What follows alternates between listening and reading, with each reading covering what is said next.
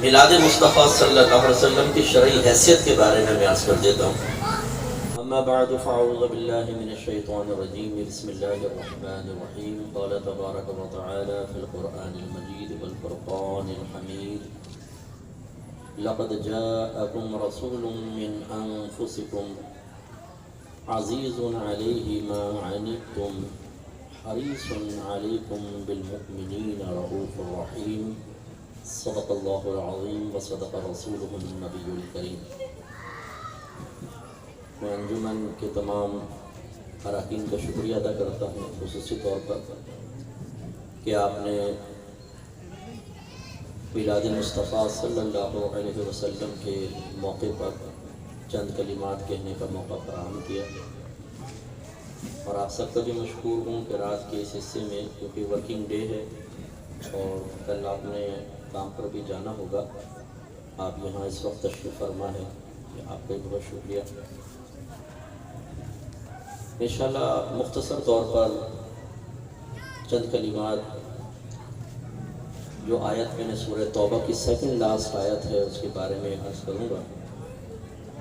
گزارش یہ ہے کہ اعلیٰ حضرت امام اہل سنت رضی اللہ تعالیٰ عنہ فرماتے ہیں کہ جب کسی عالم دین کا بیان ہو تو بہت غور سے اس کو بیان کو سنیں، آپس میں اس کا مفہوم یہ ہے کہ آپس میں گفتگو کرنا، بلا ضرورت اٹھ کر ادھر ادھر جانا، موبائل پر کوئی کال اٹینڈ کرنا، یعنی کسی بھی وجہ سے کسی اور طرف توجہ لے جانا، یہ خلاف سنت اور مکروہ ہوتا ہے۔ میں آپ سب سے گزارش کروں گا کہ تھوڑی دیر کے لیے ذرا سماعت فرمائیں۔ اولاً چند کلمات میلاد مصطفیٰ صلی اللہ علیہ وسلم کی شرعی حیثیت کے بارے میں عرض کر دیتا ہوں۔ آپ دیکھیں، مجھ سے سیکھیں چیز کو نا، کہ سیکھیں گے فائدہ ہوگا۔ جب ہم کہتے ہیں کسی چیز کی شرعی حیثیت، اس کا کیا مطلب ہوتا ہے؟ اس کا مطلب یہ ہے کہ ہم 11 چیزوں میں سے کوئی ایک چیز بتائیں گے۔ جب اگر یہ پوچھے بھی اس کی شرعی حیثیت کیا ہے، تو ہم 11 چیزوں میں سے ایک کا جواب دیں گے، کوئی ایک۔ مثلاً دیکھیں، جو جائز چیزیں ہیں نا، جس کو کرنا لازم ہے یا شریعت نے اجازت دی ہے، وہ 6 ہوتی ہیں: فرض، واجب، سنت موقدہ، سنت غیر موقدہ، مستحب اور مباح۔ فرض کا کرنا لازم ہوتا ہے، ترک کریں گے گناہ کبیرہ۔ واجب کا کرنا لازم ہوتا ہے، ترک کریں گے گناہ صغیرہ ہوتا ہے، لیکن بار بار کریں گے تو وہ کبیرہ بن جاتا ہے۔ سنت موقدہ کا کرنا لازم ہوتا ہے، لیکن 1-2 بار چھوڑے تو گناہ نہیں ہے، چھوڑنے کی عادت بنا لیں گے تو گناہ گار ہوں گے۔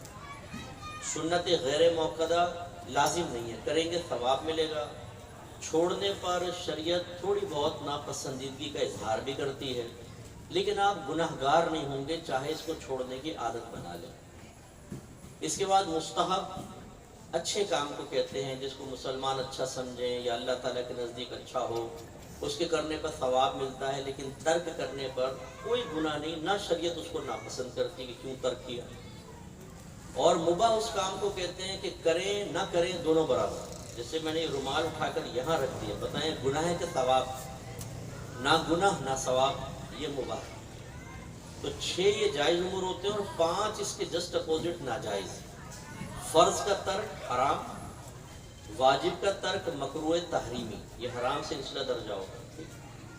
سنت موقدہ کو چھوڑیں گے، اس کو شرعاً کہتے ہیں اساءت، برائی کرنا، اساءت۔ سنت غیر موقدہ کا ترک جو ہے مکروہ تنزیہی کہلاتا ہے، سنت غیر موقدہ۔ اور مستحب کو ترک کریں تو خلاف اولا، یعنی اگر حرام کریں گے تو گناہ کبیرہ، اگر آپ مکروہ تحریمی کریں گے تو گناہ صغیرہ، لیکن بار بار کریں گے تو گناہ گار ہوں گے۔ وہی جیسے واجب وغیرہ تھا نا، فرض کی تعریف اس کے جسٹ اپوزٹ۔ اب جب ہم کہتے ہیں کہ اس چیز کی شرعی حیثیت کیا ہے، تو میں نے آپ کو بتایا ان 11 میں سے ایک کا جواب دینا۔ مثلا میں اب آپ سے پوچھتا ہوں، بتائیں نماز کی شرعی حیثیت کیا ہے؟ کیا کہیں گے؟ فرض ہے کہ نہیں؟ فرض ہے نا نماز۔ جمعے کی شرعی حیثیت کیا ہے؟ فرض۔ عید کی نماز کی شرعی حیثیت کیا ہے؟ واجب۔ قربانی کی شرعی حیثیت کیا ہے؟ یا واجب ہوتی ہے یا نفل ہوتی ہے، یوں۔ اسی طریقے سے اب آگے جب تھوڑی سی بات آپ سمجھ گئے ہوں گے میلاد مصطفیٰ صلی اللہ علیہ وسلم کی شرعی حیثیت کیا ہے؟ تو یہ مختلف اسکول آف تھاٹ رکھنے والے اس کی مختلف شرعی حیثیت کا تعین کرتے ہیں۔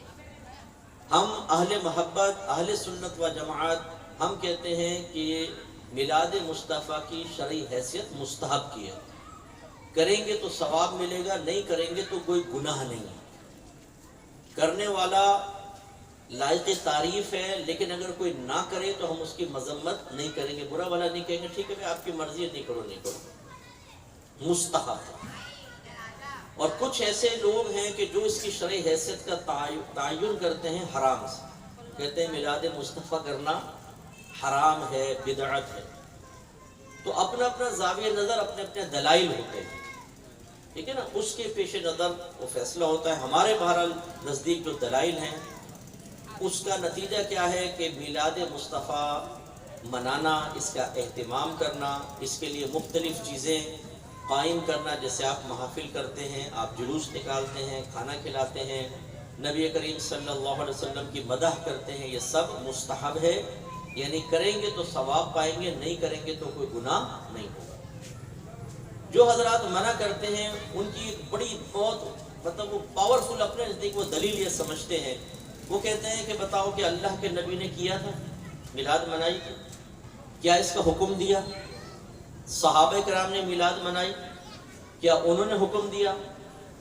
ہم کہتے ہیں کہ جس طرح آج یہ جھنڈیاں لگانا، لائٹنگ کرنا، جلوس نکالنا، کھانے کھلانا اجتماعی طور پہ ہوتا ہے، ہاں ایسا تو اس زمانے میں نہیں تھا، کہا بس نہیں تھا تو ناجائز، حرام، کیونکہ یہ دین میں نیا کام جاری کر دینا ہو گیا۔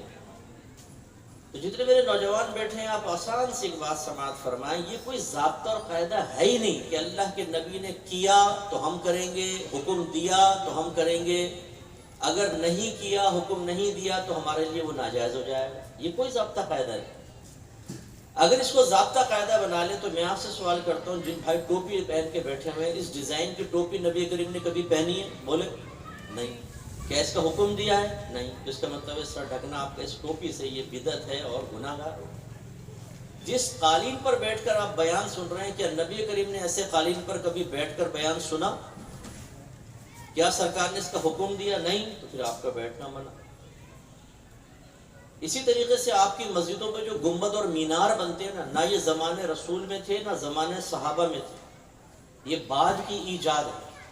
چکور ایک مسجد بنتی تھی، چکور کمرہ، ہال ٹائپ ہوتا تھا، تو اب جب مسافر آتے تو انہیں یہ نہیں پتہ چلتا کہ گھر کون سا اور مسجد کون سی ہے، کیونکہ پہلے اسپیکر تو لگے نہیں ہوتے تھے کہ اونچے اونچے اسپیکروں آواز آ جائے۔ اور اسی طریقے سے بعض لوگ گاؤں سے آتے، جیسے پیشاب کر دیا مسجد کی دیوار کے اوپر، یہ سمجھ کے کہ شاید گھر ہے، کچی مسجدیں ہوتی تھی، تو فقہا نے فیصلہ کیا بھی ایک ایسی چیز قائم کرے کہ دور سے دیکھ کے پتہ چلے یہ عام گھر نہیں ہے، یہ تو مسجد ہے، اللہ کا گھر ہے، تو اس کا ادب اور تعظیم بجانا ہے، تو مینار وغیرہ شروع ہوئے، گنبد مینار۔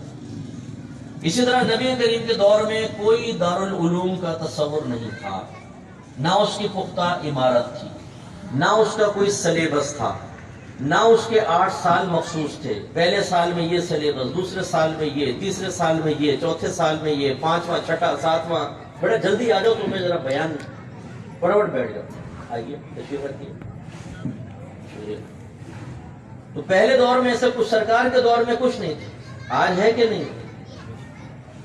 تو پھر یہ اس کے اوپر سوال کیوں نہیں ہوتا کہ نبی کریم نے نہ ایسا دارالعلوم بنانے کا حکم دیا، نہ ایسا قائم کیا، نہ خود کر کے دکھایا، تو دارالعلوم قائم کرنا حرام، اس کا سلیبس حرام، آخر میں دستار فضیلت جو امامہ باندھتے وہ حرام۔ پھر اس کا مطلب ہے کہ جو سرٹیفکیٹ جاری کرتے ہیں، نبی کریم نے تو کسی صحابی کو سرٹیفکیٹ نہیں دیا، اصحاب صفہ علم حاصل کرتے تھے، قبائل آتے، وہ کہتے جی ہمیں کوئی آدمی دیں تاکہ وہ دین سکھائے، سرکار فرماتے آپ ان کو لے جائیں، آپ کو دین سکھائیں گے۔ کوئی ڈگری نہیں تھی، کوئی سرٹیفکیٹ نہیں تھا، اب یہ ڈگری اور سرٹیفکیٹ بھی آپ جاری کرتے ہیں۔ آپ کسی کو امام رکھتے ہیں، کہتے ہیں کہاں سے فارغ ہو پہلے یہ بتاؤ، آپ کو یہ سوال کرنا ہی پھر بدعت ہونا چاہیے، کیونکہ نبی کریم نے کبھی نہیں پوچھا کہ تم کہاں سے فارغ ہوئے اور سند ہے کہ نہیں ہے تمہارے پاس، نہ اس کا حکم دیا کہ تم سند معلوم کرو، یہ کیسے جائز ہو گیا؟ ایسے قرآن پاک پر زبر زیر پیش لگانا یہ پہلے دور میں تھا ہی نہیں، بعد میں ایجاد ہوا۔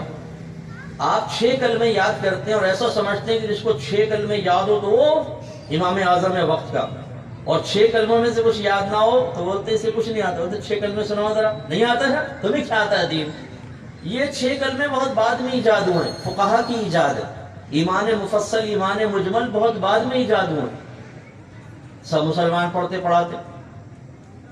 آپ کی مسجدوں میں جماعت کے لیے اوقات مخصوص ہیں، فجر اتنے بجے ہوگی، ظہر، عصر، مغرب، عشاء، اور ایسے مخصوص ہیں کہ امام صاحب اگر 2 منٹ لیٹ ہو جائے، ہم شادی میں 2 گھنٹے لیٹ ہو جائے کوئی بات نہیں، وہی کراچی میں سب چلتا ہے، اور امام صاحب 2 منٹ لیٹ ہو جائے تو ہر ایک گھڑیاں دیکھتا ہے، امام صاحب کمیٹی کو شکایتیں کریں گے، امام صاحب غائب، ذمہ داری سے نمازیں نہیں پڑھا رہے، یعنی اتنا اس کا اہتمام ہوتا ہے۔ اور اگر امام صاحب 5 منٹ پہلے نماز کھڑی کر دیں تو ہنگامہ مچ جائے، ارے امام صاحب 5:30 بجے تھی، آپ نے 25 پہ نماز کھڑی کر دی، ہم تو 5:30 کے حساب سے آئے تھے۔ یعنی ایسا اپنا وقت مخصوص کر کے، اپنے پاس سے تخصیص کر کے، اتنی شدت اور سختی کہ امام صاحب 2 منٹ پہلے کریں تو گناہگار، اور 2 منٹ کے بعد کریں تو ہم غریبان پکڑ دیں۔ حالانکہ نبی کریم کے دور میں جماعت کے کوئی وقت ہی مخصوص نہیں تھا، نبی کریم صلی اللہ علیہ وسلم اویلیبل ہوتے تو آپ نماز پڑھاتے، ورنہ صحابہ کرام۔ اور کئی مرتبہ ایسا ہوتا کہ صحابہ کہتے ہیں ہم بیٹھے ہوئے تھے فجر میں، نبی کریم کا انتظار کرتے رہے، حتیٰ کہ ہمیں گمان ہوا کہ سورج نکل آئے گا، تب نبی کریم صلی اللہ علیہ وسلم تیزی سے آیا اور آپ نے نماز پڑھائی۔ کوئی جماعت کا وقت وہاں مخصوص نہیں تھا، ہاں نماز کے وقت کے اندر نماز ہوتی تھی کہ یعنی قضا کر کے، لیکن وقت مخصوص نہیں تھا۔ بتائیں اب ہر مکتبہ فکر کی مسجد میں اوقات مخصوص ہوتے ہیں۔ آپ کی شادی بیاہ کی جو رسومات آج ہو رہی ہے کیا زمانے سرکار میں تھیں؟ سرکار نے حکم دیا، آپ آئس کریم کھاتے ہیں، بریانیاں کھاتے ہیں، پیزے پورے ڈکار جاتے ہیں، نت نئے کھانے کھا رہے ہیں، کیا یہ نبی کریم نے ان کا حکم دیا تھا؟ کیا خود کر کے دکھایا تھا؟ نہیں۔ اسی طرح بخاری، مسلم، ترمذی، نسائی، ابو داؤد، ابن ماجہ، دیگر کتب احادیث۔ بعض لوگ آپ سے کہیں گے بخاری میں دکھاؤ میلاد منانا کہاں جائز ہے، بخاری میں دکھاؤ۔ آپ سوال کریں کہ سب سے پہلے بخاری میں چیز دکھاؤ کہ امام بخاری نے کہا ہو کہ تمہیں دلیل چاہیے تو میری بخاری میں ڈھونڈو، اور نہ ملے تو رد کر دو۔ تمہارا یہ مطالبہ ہی بہت بڑا بدعت ہے کہ جی بخاری کے اندر دکھاؤ، امام بخاری نے فرمایا ہے؟ جب نہیں فرمایا تو گویا کہ آپ کے نزدیک تو دلیل تھی کہ بخاری اگر ثابت کر دے کہ میلاد منانا جائز تو ہم مانیں گے، تو اپنا کوشچن بھی ثابت کرو بخاری سے، ثابت ہو جائے تو ہم آپ کا کوشچن مانیں گے، ورنہ آپ کا کوشچن بھی رد کے قابل ہوگا۔ نبی کریم کے دور میں اس طرح احادیث کی کتابیں جمع نہیں ہوئی تھی، ان کے عنوانات قائم نہیں ہوئے تھے، ان کے باب قائم نہیں ہوئے تھے، سب بعد کی ایجادات ہیں۔ اور میں اپنے نوجوانوں سے خاص طور پر ایک پوائنٹ کی بات عرض کرتا ہوں، ذرا توجہ کریں، پہلے آپ مجھے جواب دیں گے۔ یہ بتائیں کہ نبی کریم صلی اللہ علیہ وسلم نے جو صحابہ کرام کو احکام بتائے وہ صرف ہمارے لیے تھے یا صحابہ کرام بھی اس کے مکلف تھے؟ بولیے، مکلف مین ذمہ دار، یا صحابہ کرام پر بھی لازم تھا اس کی پیروی کرنا کہ نہیں؟ بولیں بھائی، تھا نا۔ سرکار نے اگر فرمایا نماز فرض ہے تو کیا ہمارے لیے تھی یا صحابہ کے لیے بھی تھی؟ صحابہ کے لیے بھی تھی نا۔ گویا کہ جو فرمان سرکار بیان فرمائیں گے، جو حکم ارشاد فرمائیں گے، صحابہ کرام کو اس کو ماننا لازم ہے، اس کی پیروی صحابہ کرام پر بھی لازم ہے۔ اب ذرا غور کیجئے گا، سرکار فرما رہے ہیں کلو بدعۃ ضلالہ، دوسری روایت کو ملا لیں وَكُلُّ ضَلَالَةٍ فِي النَّارِ، ہر بدعت۔ اب جو میں آپ کو نقطہ بتا رہا ہوں وہ ذہن میں رکھیں، اگر یہ میرے آپ کو دلائل سمجھ میں آ گئے اور آپ نے ذہن میں رکھا، 1000 ہاں کو آپ خود جواب دے سکتے ہیں۔ صحابہ کرام تمام شرعی احکام کے مکلف تھے، نبی کریم نے بدعت اختیار کرنے سے منع کیا تو صحابہ کرام بھی بدعت اختیار کرنے سے روکے گئے کہ نہیں روکے گئے؟ جیسے بدعت اختیار کرنا ہمارے لیے حرام، ایسے ان کے لیے بھی۔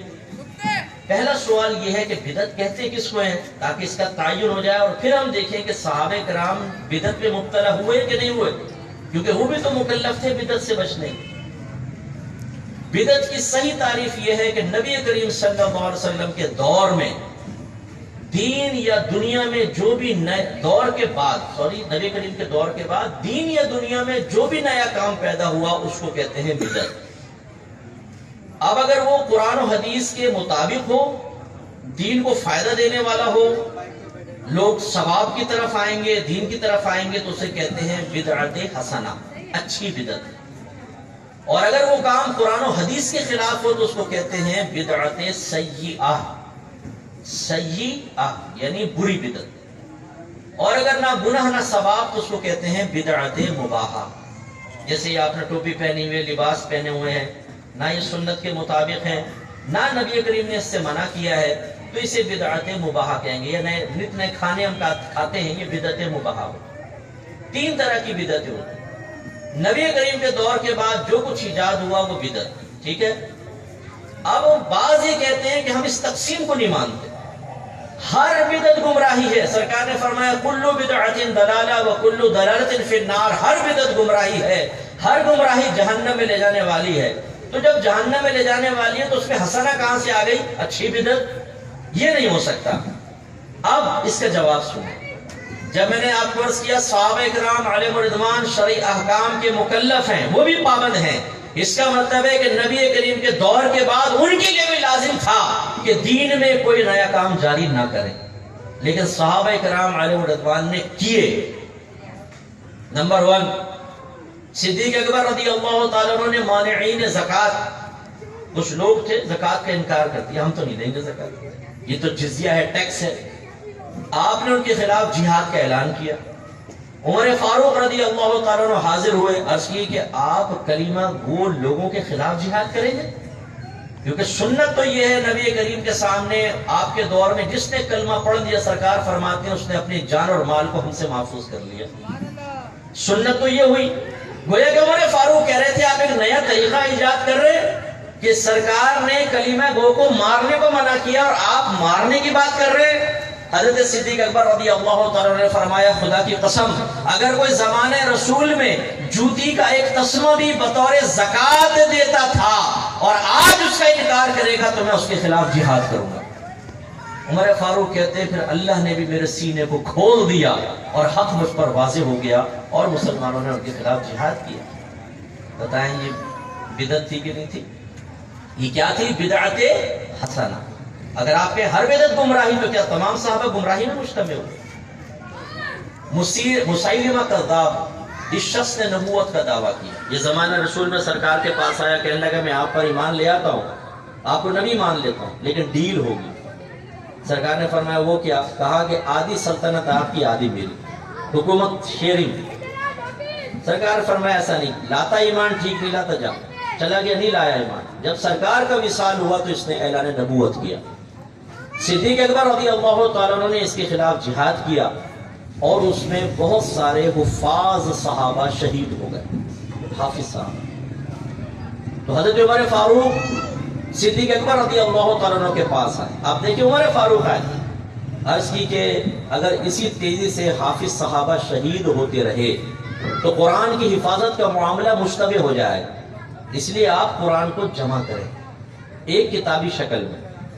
یہ بھی آپ کو بتا دوں کہ نبی کریم کے دور میں کتابی شکل میں قرآن نہیں تھا، اور یہ آپ کی معلومات جو نوجوان ہیں خاص طور پہ ذرا سنیں۔ نبی کریم بیٹھے ہیں، 6 صحابی ہیں، ایک آیت نازل ہو گئی، وحی آ گئی، سرکار نے ان 6 کے سامنے آیت بیان کی، باقی صحابہ نہیں ہیں وہاں، 6 کے سامنے۔ وہ کیا کرتے تھے؟ پتوں پر، جانوروں کی کھال پر، اونٹ کی ہڈی پر، پتھروں پہ لکھ لیا کرتے تھے، اپنے گھر میں لے کر رکھ دیا۔ پھر جو ملا تو اس کو بتا دیا بھائی وحی نازل ہوئی ہے، اور بہت سو کو پتہ ہی نہیں ہوتا تھا کہ وحی نازل ہوئی ہے، بعد میں ایسے اس کا پتہ چلتا رہا لیکن فوراً نہیں پتہ چلتا۔ اچھا پھر نبی کریم کہیں اور گئے، وہ 6 صحابی نہیں 8 اور صحابی آ گئے، وہاں وحی نازل ہو گئی، ان کو بیان کر دیا۔ اس طرح قرآن کا کچھ حصہ کسی کے پاس، کچھ کسی کے پاس، کچھ کسی کے پاس محفوظ ہو گیا۔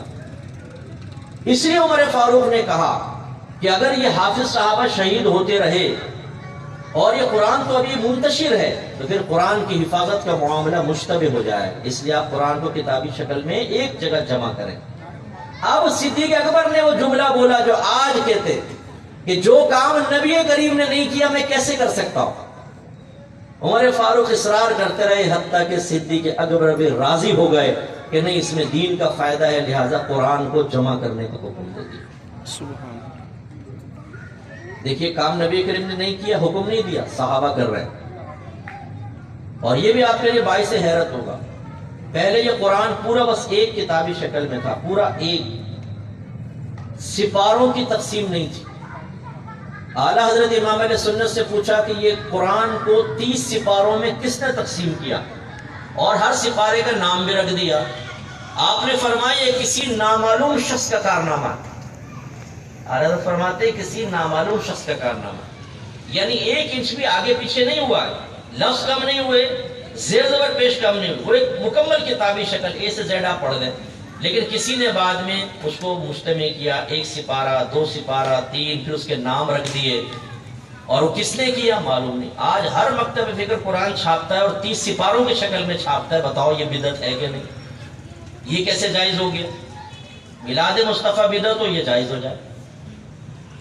تو یہ قرآن مجتمع ہوا. پھر عمر فاروق رضی اللہ تعالیٰ عنہ کا دور آیا. ذرا غور سے سنیے گا، دو دلیلیں دوں گا اس کے اوپر. پہلی، نبی کریم صلی اللہ علیہ وسلم نے صحابہ سے فرمایا کہ اللہ کی بندیوں کو مسجد میں آنے سے نہ روکو، یعنی عورتوں کو مسجد میں آنے دو. حتیٰ کہ عید کی نماز میں سرکار فرماتے عورتوں کو کہ آپ عیدگاہ میں آئیں. اگر خواتین یہ کہتی ہیں رسول اللہ بہت سی بہنیں جو ہے ایام حیض میں ہیں، تو سرکار فرماتے وہ بھی آئیں کہ وہ کم از کم ہماری دعا میں تو شریک ہوں گی. بعض کہتی ہے رسول اللہ ہمارے پاس چادریں نہیں ہیں پردے کے لیے، تو سرکار فرماتے فی الحال اپنی کسی سہیلی سے مانگ کر اور وہاں پر آئے، کیونکہ سرکار چاہتے تھے کہ عید کے اجتماع میں جو واضح نصیحت کروں وہ عورتیں سنیں. تو 5 وقت کی جماعت میں بھی عورتیں حاضر ہوتی اور عید میں بھی. سرکار کے دور میں ایسا رہا، صدیق اکبر کے دور میں ایسا رہا. لیکن جب دور فاروقی آیا، آپ نے عورتوں کو فرمایا اب کوئی مسجد میں نہیں آئے. اللہ کے نبی فرما رہے مسجد میں آؤ، عمر فاروق کہہ رہے ہیں اب عورتیں مسجد میں نہیں آئیں گی. عورتیں گئیں سیدہ عائشہ صدیقہ رضی اللہ تعالی عنہا کے پاس کہ دیکھیں عمر فاروق ہمیں مسجد میں آنے سے روک رہے. غور سے سنیں میرے بھائیوں، ہم مرد ہو کے علم حاصل نہیں کرتے. ہماری والدہ کی علم کی انتہا دیکھیں. آپ نے ارشاد فرمایا کہ آج اگر میرے سرتاج دنیا میں ظاہری طور پہ جلوہ افروز ہوتے اور جس طرح عورتیں زینت اختیار کر کے گھروں سے باہر نکل رہی ہیں آپ ملاحظہ کرتے، تو یقیناً آپ بھی عورتوں کو مسجد میں آنے سے روک دیتے. سبحان اللہ. یعنی کیا مطلب؟ گویا کہ آپ نے فرمایا کہ بظاہر عمر فاروق کا یہ عمل نبی کریم کے قول کے خلاف نظر آ رہا ہے، لیکن مزاج رسول کے مطابق ہے. سبحان اللہ. اگر سرکار ہوتے وہ بھی روک دیتے. ابھی دیکھیے کام سرکار نے نہیں کیا، یعنی روکا نہیں عورتوں کو، بلکہ اس کے جسٹ اپوزٹ حکم دیا. لیکن حضرت عمر فاروق نے ایک مصلحت صحیحہ کے بنا پر نبی کریم کے حکم کے باوجود آپ کے مزاج کی موافقت کرتے ہوئے عورتوں کو روکا. ایسے ہی عمر فاروق مسجد میں آئے. رمضان کا مہینہ تھا. ایک آدمی یہاں تراویح پڑھ رہا ہے، دوسرا وہاں، تیسرا وہاں. کچھ کو دیکھا ایک امام کے پیچھے 3-4 نے اپنی ایک جماعت قائم کر لی. تو آپ نے ارشاد فرمایا کہ میں یہ چاہتا ہوں کہ ان سب کو ایک امام کے پیچھے جمع کر دوں. لہذا حضرت ابی بن کعب رضی اللہ تعالیٰ عنہ کو حکم دیا کہ آپ جماعت کروائیں. وہ جب امام بنے لوگ سب تراویح میں پیچھے کھڑے ہو گئے. عمر فاروق تھوڑی دیر سے آئے تو جماعت کو دیکھا تو یہ تاریخی جملہ ارشاد فرمایا نعمت البدعۃ ہذہ، یہ کیا ہی اچھی بدعت ہے. سبحان اللہ. کیا فرمایا؟ یہ کیا ہی اچھی بدعت ہے، یعنی کیا اچھا طریقہ ہم نے جاری کیا. اور آج تک آپ جماعت سے نماز ادا کرتے ہیں تراویح کی، جو نبی کریم نے کبھی نہیں پڑھی نہ حکم دیا، صدیق اکبر نے نہیں پڑھی نہ حکم دیا، عمر فاروق نہیں چاہتا. دور عثمان غنی میں آ جائیں. اللہ تعالیٰ فرماتا ہے اذا نودی للصلاۃ من یوم الجمعۃ فاسعوا الی ذکر اللہ. جب اذان دی جائے جمعے کے لیے تو اپنے کام چھوڑ دو، بیوات چھوڑ دو اور جمعے کے لیے کوشش شروع کر دو. یہ حکم موجود ہے. میں آپ سے پوچھتا ہوں یہ کون سی اذان کے بارے میں اللہ نے حکم فرمایا بتائیے؟ پہلی دوسری؟ بولو. نہیں، سرکار کے دور میں تو پہلی تھی نہیں.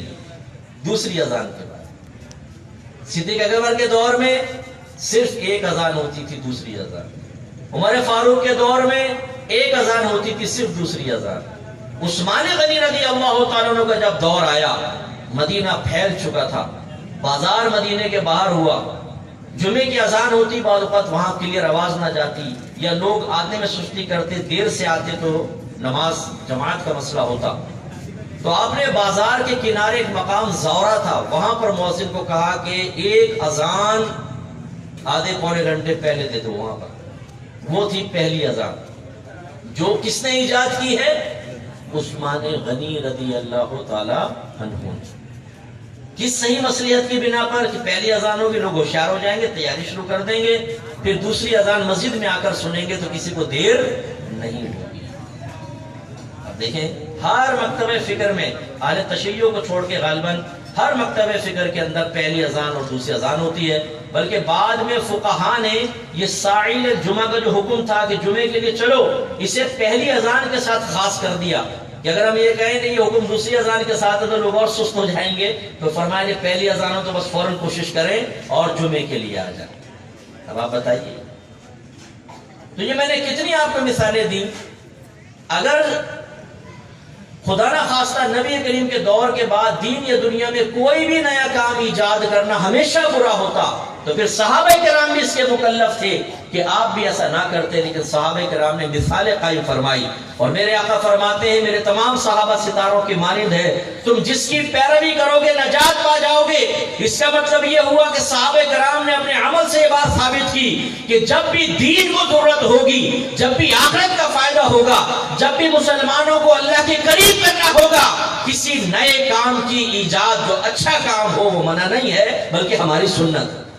سبحان اللہ، سبحان اللہ۔ لہٰذا یہ میلاد مصطفیٰ صلی اللہ علیہ وسلم جس حیات قضائیہ میں ہم کرتے ہیں، یعنی بہت سارے اعمال کا مجموعہ، اس مجموعے کے اعتبار سے میں نے آپ کو کہا یہ بدعت حسنہ، اور اگر آپ ان سب کو علیحدہ کر دیں تو عین سنت ہے، عین سنت۔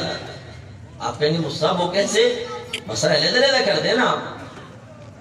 میلاد میں کیا ہوتا ہے؟ نمبر ایک، نبی کریم صلی اللہ علیہ وسلم کے فضائل و کمالات بیان کیے جاتے ہیں، ہے کہ نہیں؟ قرآن اٹھائیں فضائل سے بھرا ہوا، حدیث سے اٹھائیں فضائل ہی فضائل۔ صحابہ کرام آپس میں بیٹھ کے نبی کریم کے فضائل بیان کرتے تھے، تو بتائیں فضائل رسول کا بیان بدعت ہے کہ سنت؟ بولیے سنت ہے نا۔ اسی طریقے سے کھانا کھلانا، نبی کریم نے ترغیب دی کھانا کھلاؤ۔ اب اگر ہم کھانا کھلاتے ہیں تو بتائیں کھانا کھلانا بدعت ہے کہ سنت؟ زور سے بولیں سنت۔ نبی کریم صلی اللہ علیہ وسلم جب مدینہ منورہ سے مکے سے مدینہ منورہ ہجرت کر کے تشریف لائے، جب مدینے میں داخل ہونے لگے تو حضرت برائدہ اسلمی رضی اللہ تعالیٰ عنہ نے عرض کیا رسول اللہ میں چاہتا ہوں کہ آپ کا مدینے میں داخلہ جھنڈے کے ساتھ۔ سرکار نے اجازت مرحمت فرمائی، انہوں نے اپنا امامہ کھولا، نیزے پہ ایک جھنڈے کی طرح علم بنایا، جھنڈا بنایا، اور وہ آگے آگے چلتے تھے اور سرکار اور پورا قافلہ چلتا تھا، اور وہاں جو بچیاں تھیں، عورتیں تھیں، مرد تھے جو استقبال کے لیے تیار تھے، وہ لبیک یا رسول اللہ، مرحبا یا رسول اللہ، مرحبا یا رسول اللہ کے نعرے لگا رہے تھے۔ اب آج آپ اپنا جلوس دیکھیں اور وہ آنکھیں بند کر کے اس دور میں چلے جائیں جب نبی کریم ایک جلوس کی شکل میں مدینے میں داخل ہوئے، مسلمان اس سنت کو زندہ کرتے ہوئے جلوس نکالتے ہیں، تو بتاؤ یہ جلوس بدعت ہوا کہ سنت ہوا؟ سنت۔ ایسے ہی لائٹنگ، چلیں لائٹ تو بعد کی ایجاد، لیکن آپس میں مبارکباد دینا، یعنی لائٹیں اس زمانے میں تو تھی نہیں نا، لیکن دور عثمان غنی میں مسجدوں میں چراغ جلانے کا رواج ہو گیا تھا، قندیلیں لٹکائی گئیں، جس پر بعض نے آبجیکشن کیا کہ یہ تو پہلے تھی نہیں، فرمایا کہ یہ بہتر ہے کہ مسجد کو روشن رکھا جائے، اندھیرا نہ ہو۔ تو یہ لائٹنگ بھی اگر آپ دیکھیں اس طریقے سے، اور پھر مبارکباد دینا، مدارج النبوت اٹھائیے، شیخ عبدالحق محدث دہلوی رحمۃ اللہ علیہ نے روایت کی کہ جب نبی کریم صلی اللہ علیہ وسلم کی ولادت باسعادت ہوئی تو ہر فرشتے نے دوسرے فرشتے کو، ہر جانور نے دوسرے جانور کو، اور ہر پرندے نے دوسرے پرندے کو مبارکباد دی کہ مبارک ہو اللہ کے نبی تشریف لے آئے۔ اب ہم آپ سے پوچھتے ہیں کہ فرشتوں نے اگر مبارکباد دی، وہ اپنے ارادے سے کچھ نہیں کرتے، وہ وہی کرتے ہیں جس کا اللہ ان کو حکم دیتا ہے۔ پرندے اور جانور اپنی طرف سے کچھ نہیں کرتے، جو اللہ ان کے دل میں ڈالتا ہے، الہام فرماتا ہے، اس کے مطابق کرتے ہیں، کیونکہ ان کی اپنی تو عقل ہی نہیں ہوتی ہے۔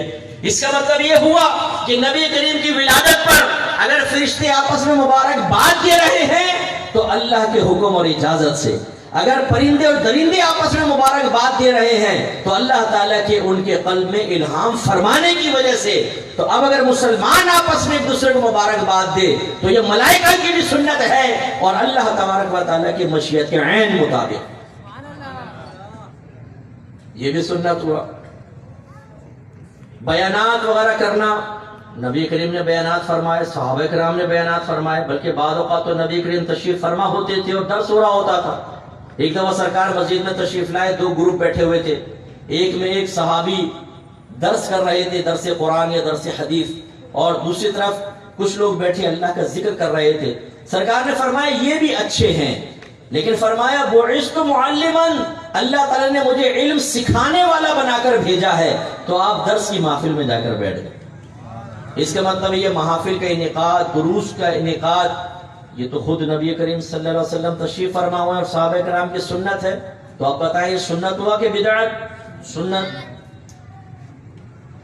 نعت رسول مقبول صلی اللہ علیہ وسلم، جب بہت سے کفار ہوتے تھے وہ نبی کریم کی ہجوف کرتے تھے، ہجوف کا مطلب ہے برائی بیان کرنا شعر کی شکل میں، تو نبی کریم حضرت حسان بن ثابت رضی اللہ تعالیٰ عنہ کو فرماتے حسان ممبر پہ بیٹھو اور ہمارا دفاع کرو اور جواب دو، تو حضرت حسان بن ثابت ممبر پہ بیٹھتے، سرکار جلوہ فروز صحابہ کرام اور آپ اشعار کی شکل میں کفار کو جواب دیتے، وہ اشعار سرکار کی مدح و ثنا پر مشتمل ہوتے، اور ایک پوری نعت کا سی محفل ہوتی ہے۔ حضرت نے نعت کی محفل کی دلیل کے طور پہ اس بات کو ذکر فرمایا ہے۔ اس کا مطلب ہوا کہ نعت رسول مقبول کی محفل و مجلس سنت ہے، بدعت نہیں ہے۔ اب میں آپ سے کوشچن کرتا ہوں، یہ بتائیے جب متفرق طور پہ ہر چیز کا ثبوت کہیں نہ کہیں سے آپ کو ملے گا اور سنت ہے، مستحب ہے، تو اس کا مجموعہ کیسے غلط ہو سکتا ہے؟ مثال کے طور پہ ایک بریانی آپ کے سامنے آتی ہے، بہت ساری چیزوں پر مشتمل ہے، میں آپ سے پوچھو بتاؤ چاول کھانا جائز ہے کہ نہیں؟ بولے بولے زور سے بولو، بھوک تو ویسے لگ رہی ہوگی آپ کو، زور سے بولتے ہیں۔ چاول کھانا جائز ہے کہ نہیں؟ پانی جائز ہے، پیاز کھانا، کالی مرچیں، الائچی، لونگ، مرغی، جب سب جائز، اس کو ملا کے اگر میں بریانی بنا لوں وہ حرام اور ناجائز کیسے ہو جائے گی؟ یہ بتا۔ میلاد مصطفیٰ میں جتنے بھی افعال و اعمال ہیں میں نے عرض کیا کہیں نہ کہیں سے سنت سے ثابت ہیں، اگر مجموعہ بنا لیا جائے تو مجموعہ کیسے حرام ہوگا؟ اگر کہیں کہ نہیں اس مجموعے اس طرح کی شکل میں نبی کریم کے دور میں نہیں تھا، اس کا جواب میں نے پہلے آپ کو دے دیا کہ اگر نہیں تھا تو اللہ کے نبی نے منع نہیں کیا، ہزارہ کام ہو رہے ہیں، صحابہ کرام نے ایجاد کیے ہیں، بس یہ ہے کہ مسلمان اسے اچھا سمجھے اور علماء کی اجازت کے ساتھ ہو تو پھر آپ اس کام کو کر سکتے ہیں، اللہ تعالیٰ اس پہ ثواب پہ ترتب فرمائے گا۔ مسند امام احمد بن حنبل کی روایت ہے کہ وَمَا رَآهُ الْمُؤْمِنُونَ حَسَنًا فَهُوَ عِنْدَ اللَّهِ حَسَنٌ، جو مومنین کے نزدیک اچھا ہے وہ اللہ کے نزدیک بھی اچھا ہے۔ لیکن مومنین سے مراد صرف عوام نہیں، علماء، ٹھیک ہے نا، علماء اور عوام اگر کسی کام کو اچھا سمجھ کے اختیار کریں، نبی کریم فرماتے ہیں وہ اللہ کے نزدیک بھی اچھا ہے۔ اس کا مطلب یہ ہوا کہ اگر سلجھے ہوئے علماء، فقہاء، مفتیان کرام، مشائخ عظام اور ان کی صحبت میں رہنے والی عوام کسی اچھے کام کو اختیار کرتے ہیں تو یہ دلیل اس بات کی کہ یہ کام اللہ اس کے رسول کی بارگاہ میں بھی اچھا ہے، ثواب ملے گا۔ اس لیے میلاد مصطفیٰ صلی اللہ علیہ وسلم پر اعتراض کرنا کہ جی یہ ایسے ہی نئی نئی چیزیں ایجاد کر لی ہیں، یہ دین میں اضافہ کر دیا ہے، یہ بھی مفہوم ذہن میں رکھیے گا۔ دین میں اضافے کا مطلب کیا ہوتا ہے؟ کسی چیز کو نماز، روزہ، حج، زکوٰۃ کی طرح فرض یا واجب سمجھ لینا، یہ دین میں اضافہ ہوتا ہے۔ یعنی کہ اگر آپ کرو گے تو ثواب ملے گا، نہیں کرو گے تو گناہگار ہوگے، کرنا لازم ہے، ایسا یہ کریں گے تو پھر ہوگا۔ وہ تو فرض اور واجب تو قرآن سے ثابت ہوگا نا، آپ اپنے پاس سے کریں گے غلط ہوگا۔ ہاں اگر علماء ارشاد فرما دیں کسی چیز کو مصلحت سیاح کے بنا پر تو اس کا حکم مانا جائے گا، یہ بھی آپ کو چلے میں عرض کر دیتا ہوں، یہ بھی دلیل لے لیجئے گا۔ نبی کریم صلی اللہ علیہ وسلم نے ارشاد فرمایا بالغہ عورت کا پورا جسم ستر ہے، یعنی چھپانے کی چیز ہے، پورا جسم عورت ہے، چھپانے کی چیز ہے، سوائے اس کے اور اس کے اور اس کے۔ 3 جگہ سرکار نے اشارہ فرمایا، ایک چہرہ، دونوں ہاتھ، دونوں پیر، فرمایا ان کا پردہ نہیں ہے، باقی سب کا ہے۔ گویا کہ نبی کریم کے دور میں چہرے کا پردہ نہیں تھا، نقاب نہیں تھا، لیکن آج نقاب علماء فرماتے ہیں لازم ہے۔ اب آپ کے ذہن میں سوال آ سکتا ہے کہ جس کام کو جس نقاب کو نبی کریم نے واجب نہیں کہا، صحابہ نے نہیں کہا، ہم تو میلاد کو مستحب کہہ رہے ہیں، واجب بھی نہیں کہہ رہے. یہاں تو واجب، نقاب واجب. تو کس دلیل سے؟ پہلے تو میں دلیل دے دیتا ہوں. اللہ تعالیٰ ارشاد فرماتا ہے اطیعوا اللہ واطیعوا الرسول واولی الامر منکم. اللہ کی اطاعت کرو، رسول کی اطاعت کرو، اور ان لوگوں کا کہنا مانو جو تم میں حکم والے ہیں. اور مفسرین فرماتے ہیں حکم والے سے مراد ہے ہر زمانے کے مجتہدین، مفتیان کرام جو فتوے کو سمجھنے کی صلاحیت رکھتے ہیں. اگر یہ کسی کام کو سمجھے کہ اس کام کو کرنا چاہیے، یہ لازم ہونا چاہیے اور کہنے کے لازم ہونا چاہیے، تو وہ لازم ہو جائے گا، کیونکہ اللہ نے مخلوق کو، عوام کو ان کی اطاعت کا حکم دیا ہے، اور اطاعت اسی وقت ہوگی جب وہ چیز واجب قرار دی جائے گی. اس لیے اب فقہا فرماتے ہیں نقاب کرنا عورت پر واجب ہے. کوئی شرعی عذر ہے تو الگ بات ہے. اور یہ میں آپ کو بتا دوں ہر مکتب فکر اس پر حکم دے گا کہ جی چہرہ چھپانا آج واجب ہو گیا ہے. آج کے دور میں آپ کوشچن کر سکتے ہیں کہ اللہ کے نبی نے حکم دیا تھا، صحابہ نے حکم دیا تھا، کیا انہوں نے کیا تھا؟ تو پھر کیسے واجب ہوا؟ اس کا مطلب ہے کہ انہوں نے نہیں کیا، حکم نہیں دیا، پھر بھی دیگر دلائل سے کسی چیز کا واجب ہونا ثابت ہوا. تو اگر میلاد کا سرکار نے حکم نہیں دیا، کر کے نہیں دکھایا، تو دیگر دلائل سے اس کا ثبوت ہو سکتا ہے، جیسے میں نے ابھی آپ کو سمجھا. تو اس لیے میلاد مصطفیٰ صلی اللہ علیہ وسلم ملانا، منانا اور اس کا اہتمام کرنا یہ سعادت مندوں کا حصہ ہے. پیار میں، سرکار کی محبت میں ہم کرتے ہیں. لوگ بچوں کی سالگرہ کریں، کوئی بدعت نہیں، جائز. 14 اگست منائیں، کوئی بدعت نہیں، جائز. گھر میں نئی گاڑی آ جائے، مٹھائی تقسیم کریں، کوئی بدعت نہیں، جائز. بیٹا پیدا ہو جائے، پورے محلے میں مٹھائی تقسیم ہو، کوئی بدعت نہیں، جائز. لیکن اللہ کے نبی دنیا میں تشریف لائیں اور مسلمان سنت کے مطابق ان کے میلاد مصطفیٰ منائے، تو جی یہ حرام اور بدعت ہے. اسی میں صرف نبی کریم کی سے تعلق رکھنے والے عمل کے اندر آپ کو بدعت نظر آئی. ایک آخری میں دلیل دے کر پھر اپنے آیت کی طرف آتا ہوں اور بیان اختتام پذیر کرتا ہوں. ذرا اچھی طرح غور سے سنیے گا. نبی کریم مکے سے مدینے آئے تو اس وقت یہودی وہاں موجود تھے. فوراً تو نہیں نکالا تھا، انہوں نے معاہدے کی خلاف ورزی کی، تب سرکار نے ان کو جلا وطن کیا. تو آپ نے یہودیوں کو 10 محرم الحرام کا، عاشورے کا روزہ رکھتے ہوئے پایا. سرکار نے ان سے پوچھا کہ تم یہ روزہ کیوں رکھتے ہو؟ اب غور سے سنیے گا. انہوں نے جواب دیا یہ وہ دن ہے جس میں اللہ تعالیٰ نے موسیٰ علیہ السلام کو فرعون اور اس کی قوم سے نجات بخشی تھی، اور فرعون اور اس کی قوم دریا میں غرق ہوئی تھی. تو موسیٰ علیہ السلام نے بطور شکر اللہ کی بارگاہ میں روزہ رکھا تھا. تو ہم وہ ان کی یاد کو تازہ کرتے ہیں، ہم روزہ رکھتے ہیں. نبی کریم صلی اللہ علیہ وسلم نے صحابہ سے فرمایا کہ موسیٰ کی موافقت اختیار کرنے میں ہم ان کے مقابلے میں موسیٰ سے قریب ہیں. یعنی موسیٰ تو ہمارے ہیں، نبی ہیں، میرے بھائی ہیں، تو ہمیں بدر جو اولا ان کی موافقت اختیار کرنی چاہیے. سرکار نے فرمایا 10 کا روزہ رکھو. صحابہ کرام نے عرض کیا رسول اللہ کرام روزہ اس میں بٹھا دو یار ذرا. سرکار نے شاید فرمایا کہ اگر صحابہ نے پوچھا رسول اللہ اگر 10 کا روزہ رکھیں گے تو یہودیوں سے مشابہت ہو جائے گی، یہود ہمیں تانا دیں گے دیکھو ہم بھی رکھتے ہیں تم بھی رکھتے. سرکار نے فرمایا پھر ایک دن پہلے یا ایک دن بعد کا ملانا. منع نہیں کیا. اب ذرا غور کیجیے، موسیٰ علیہ السلام کو اللہ نے انعام دیا کہ آپ فرعون کی گرفت سے اور آپ کی قوم اس کی گرفت سے بچی، تو آپ نے اس انعام کے جواب میں روزہ رکھا، اور یہود نے ہر سال اس روزے کی، اس واقعے کی یاد کو روزہ رکھ کر تازہ کیا. اور نبی کریم نے بھی صحابہ سے فرمایا کہ تم بھی ان کی یاد کو تازہ کرو. اور یاد رکھیں پہلے عاشورہ کا روزہ فرض تھا، پھر جب رمضان کے روزوں کا حکم نازل ہوا تو وہ مستحب رہ گیا، ورنہ پہلے فرض تھا، پھر اس کی فرضیت منسوخ ہو گئی تھی. اس کا مطلب یہ ہوا، نتیجہ کیا نکلا کہ اگر کوئی اہم واقعہ ہو اس واقعے کی یاد تازہ کرتے ہوئے عبادات کو اختیار کرنا موسیٰ علیہ السلام کی بھی سنت ہے، ہمارے نبی کی بھی سنت ہے، اور صحابہ کرام کی بھی سنت ہے. اب میں آپ سے پوچھتا ہوں، یہ بتائیے دیانتداری سے جواب دے کہ موسیٰ علیہ السلام کا فرعون سے نجات پانا یہ اللہ کا بڑا انعام تھا، یا اللہ نے اپنے حبیب کو ہمیں عطا فرمائے یہ بڑا انعام ہے؟ بولیے یہ بڑا انعام ہے.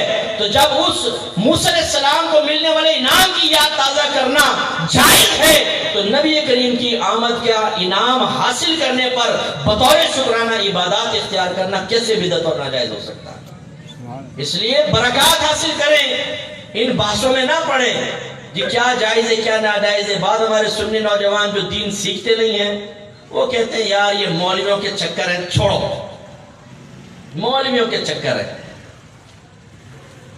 بھائی مولویوں کے چکر نہیں، یہ مسلمانوں کا معاملہ ہے۔ یہ خالی داڑھی والوں، ہمارے نبی کے صرف داڑھی والوں کے نبی ہے، امامی والوں کے نبی ہیں، علماء کے نبی ہیں، سب کے نبی ہے نا۔ یہ تو ایمانیات سے چیزیں تعلق رکھتی ہیں۔ آپ دلائل سیکھیے، آپ مسائل کو اچھی طرح سمجھیے۔ اگر کوئی اس پر اعتراض کرتا ہے، ہو سکتا ہے، میں نہیں کہتا ہوں کہ وہ بد مذہبی ہوگا، غلط فہمی بھی تو ہو سکتی ہے نا، اسے پیار سے سمجھائیں، محبت سے سمجھائیں، ہو سکتا ہے وہ بات کو سمجھ جائے، اور نہ سمجھے تو لڑے نہیں، بولے ٹھیک ہے اگر آپ نہیں کرتے آپ کی مرضی ہے، ہم اپنے نبی کا میلاد منائیں۔ اور انشاءاللہ میں آپ کو گارنٹی دیتا ہوں، دلائل اتنے میرے پاس ٹائم نہیں ہے کہ انشاءاللہ میدان محشر میں نبی کریم صلی اللہ علیہ وسلم سے محبت کے یہ عملی ثبوت ہمارے لیے درجات کی بلندی کا سامان بنیں گے، اور جس نے ان پہ تنقید اور اعتراضات کیے یقیناً حسرت اور پچھتاوے میں مبتلا ہوگا۔ تو آپ میلاد منائیں، بہت اچھی بات۔ اب آیت کی طرف آ جاتے ہیں، پر اسی میں بیان ختم کروں گا۔ سورہ توبہ کی سیکنڈ لاسٹ آیت ہے، اس میں 4 چیزیں بیان ہیں۔ لقد جاءکم رسول من انفسکم، پہلی چیز سرکار کی آمد کو اللہ نے بیان فرمایا کہ ضرور بے شک یہ رسول تمہارے پاس آئے تمہیں میں سے، یعنی ایک رسول تمہارے پاس تمہیں میں سے آئے۔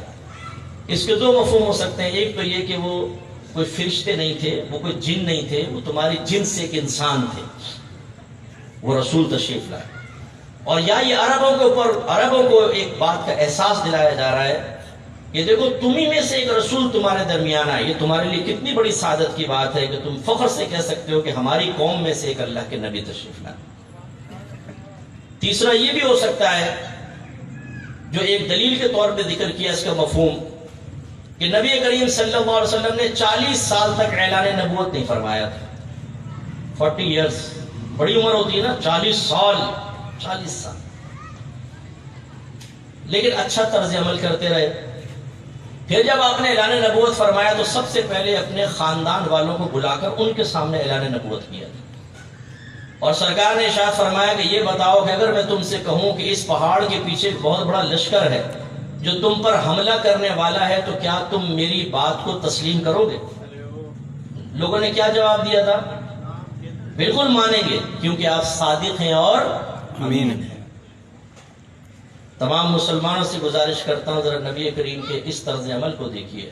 40 سال ایسا عمل کر کے دکھایا کہ کوئی انگلی نہیں اٹھا سکا، اور ہمارے 40 منٹ بھی ایسے نہیں گزرتے کہ جس میں ہم وہ افعال نہ کریں کہ ہمیں لوگ انگلیاں اٹھا کر کہیں کہ پکا فراڈیا ہے، یہ شرابی ہے، یہ جواری ہے، یہ سگریٹ پینے والا ہے، لڑکیوں کو چھیڑنے والا ہے، یہ خراب حرکتیں کرنے والا ہے۔ ایسے نبی کے ہم امتی ہیں، اندازہ کریں کہ جس کو ان لوگوں نے کہا کہ آپ صادق امین ہیں۔ اب جب سرکار نے اعلان نبوت فرمایا تو سارے بدعت گئے اور کوئی آپ پر ایمان لے کر نہیں آیا۔ لیکن جو بات میں آپ کو سمجھانا چاہ رہا ہوں وہ کیا ہے؟ دیکھیں، اگر ایک دوست آپ کے ساتھ رہتا ہے بچپن سے جوانی تک اور اس کے ویک پوائنٹ آپ کو پتا ہے، اب کبھی آپ کو اس کے ساتھ دشمنی ہو جائے تو اکثر ایسا ہوتا ہے ہم اس کے وہ ویک پوائنٹ ظاہر کر دیتے ہیں، اس کے جو پرائیویٹ مسائل ہوتے ہیں، تاکہ یہ بدنام ہو جائے، ذلیل ہو جائے، اور جو ہم سے لڑا ہے اس کا انتقام لیتے ہیں، ہم اپنی اندر کی بھڑاس کم کرتے ہیں۔ خواتین خاص طور پر، اس لیے میں اگر میری بچیاں مجھے محلے میں سن رہی ہیں تو خدا را کسی سہیلی کو اپنا رازدار مت بنائیے، آپ بھی مت بنائیے، یہ رازداری کا دور ہی نہیں ہے۔ کل کو آپ سے لڑائی جھگڑا ہوگا، تمام آپ کی چیٹس، آپ کی پوسٹیں، آپ کی تصویریں، آپ کے راز 2 منٹ میں وائرل کر کے آپ کو بدنام کر دے گا۔ خاص طور پہ لڑکیوں کا معاملہ بہت سینسٹیو ہوتا ہے۔ میں آپ سب سے کہتا ہوں لڑکیوں کی دوستیوں پہ نگاہ رکھیں، وہ کس لڑکی کے پاس بیٹھ رہی ہیں، کیا چیز شیئر کر رہی ہیں، کیا نہیں۔ ایک میری شاگردہ تھیں، کچھ ان کی ایک پکچر کہیں سے گھومتی مجھ تک پہنچی۔ اچھا، کوئی پکچر کوئی ایسی خراب نہیں تھی، وہ کہیں ہوں گی لڑکی گئی ہوں گی، وہ آپس میں کسی گھر میں جمع ہوئی تو وہاں تو برقعے کو اتار کے بیٹھی ہوں گی، وہ آپس میں پکچر کھینچی، وہ کسی طرح گھوم کر میرے پاس پہنچی۔ جب پہنچی تو پھر میں نے ان بچیوں کو جمع کر کے سمجھایا کہ دیکھو یہ مجھ تک پہنچی نا پکچر، یہ کسی اور تک بھی پہنچ سکتی تھی، کوئی بھی اس کا مس یوز کرتا، اور یہ پہنچی تو اور بھی چیز پہنچ سکتی ہے۔ اس لیے میں آپ سب سے گزارش کرتا ہوں کہ ایک تو اپنے فیس بک کے آپ اپنے پیج پر کوئی بھی خراب اور گندی چیز نہ رکھیں کہ اگر آج آپ مرتے ہیں اور کوئی اس کو کسی طرح اوپن کرتا ہے تو آپ کا امیج خراب ہوگا۔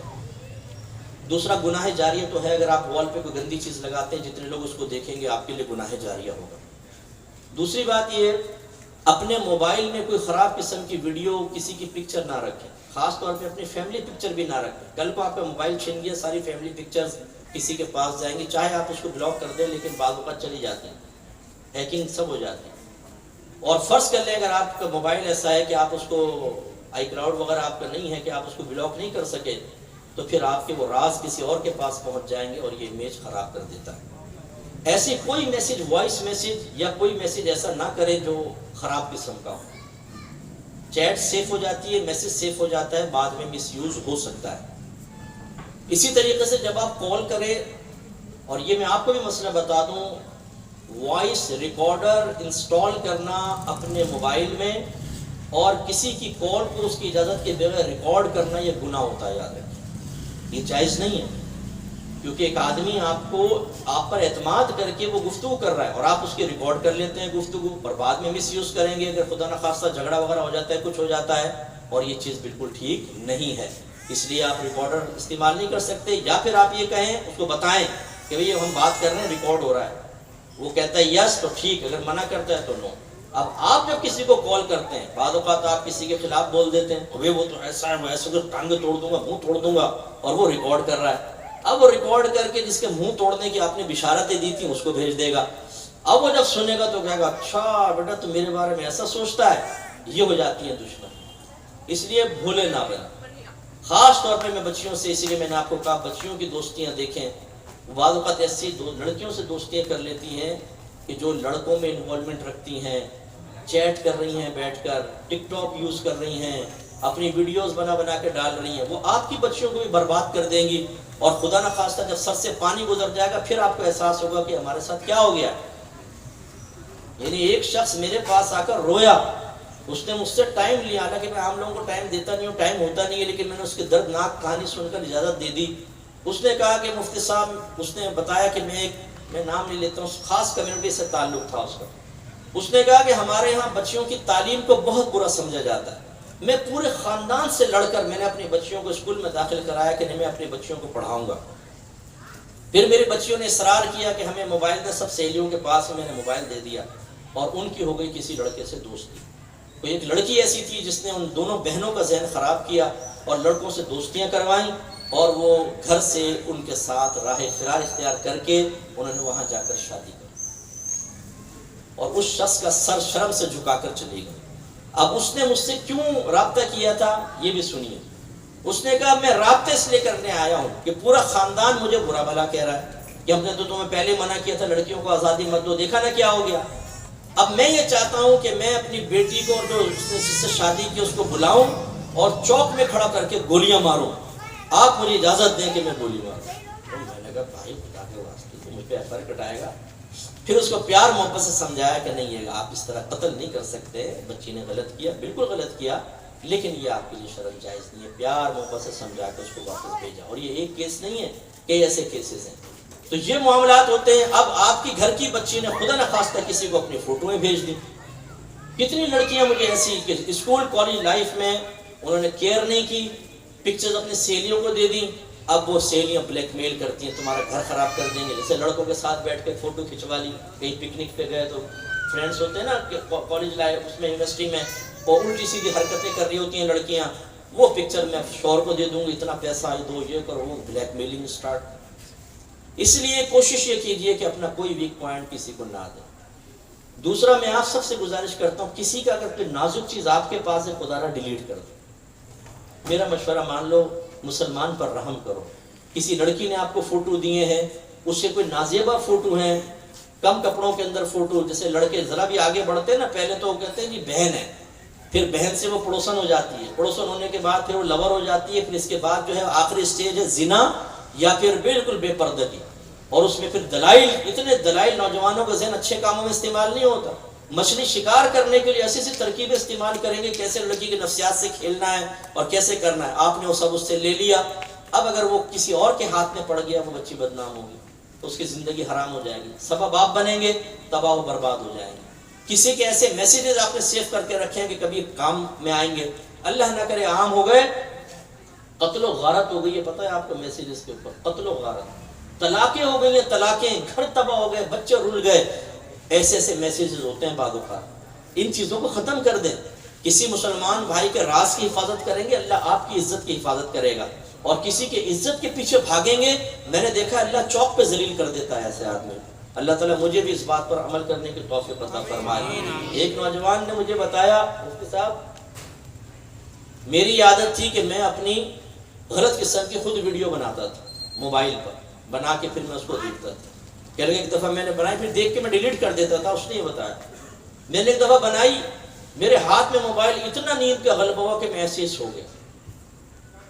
وہ کہتا ہے میری بہن کے پاس بیلنس ختم ہو گیا، وہ آئی کہ تاکہ میرا موبائل یوز کر لے، جیسے اس نے کلک کیا تو سامنے وہ بھائی کا کارنامہ۔ تو خیر وہ چلی گئی، مجھے ایک دم آنکھ کھل گئی، وہ بھائی کہہ رہا اس دن کے بعد سے آج تک میں اپنی بہن سے آنکھ نہیں ملاتا۔ یہ بھی میں آپ کو عرض کر رہا ہوں، یعنی ایک نقطہ یہ بھی میں پوائنٹ سمجھانا چاہتا ہوں کہ بعض اوقات انسان سوچتا بھی نہیں ہے کہ میرے ساتھ کیا ہو جائے گا، لیکن ہو جاتا ہے۔ اس لیے اپنے آپ کو بہت سمجھدار نہ سمجھیں۔ چلے میں مان لیتا ہوں آپ پورے پاکستان سے زیادہ سمجھدار ہیں، لیکن ٹھوکر سمجھدار ہی کھاتا ہے، بہت بری ٹھوکر کھاتا ہے، ایسا نہ کریں۔ تو خلاصہ کلام یہ ہے کہ بہرحال چلے ضمناً بات آگے تو ہم نے ہدایت کے لیے آپ کی خدمت میں عرض کر دی۔ میرے آقا صلی اللہ علیہ وسلم کا اگر کوئی ویک پوائنٹ ہوتا 40 سالہ زندگی میں جس میں اعلان نبوت نہیں فرمایا، تو جب آپ نے اعلان نبوت کیا سارے کافر دشمن ہوئے، چن چن کے نکال کے لاتے کہ نہ لاتے؟ کہ اچھا پہلے تو آپ دوست تھے، اب آپ نے اعلان نبوت کیا، فلاں وقت میں کیا کیا تھا آپ نے، یہ لیکن کوئی لا سکا نہیں۔ میرے آقا صلی اللہ علیہ وسلم نے اعلان نبوت سے پہلے ایسی بیدار زندگی گزاری کہ پوری زندگی گزر گئی، اور آج کم و بیش 1500 سال گزر گئے، لیکن آپ کی شخصیت پہ کوئی انگلی بھی نہیں اٹھا سکا۔ ایسے کامل میرے آقا۔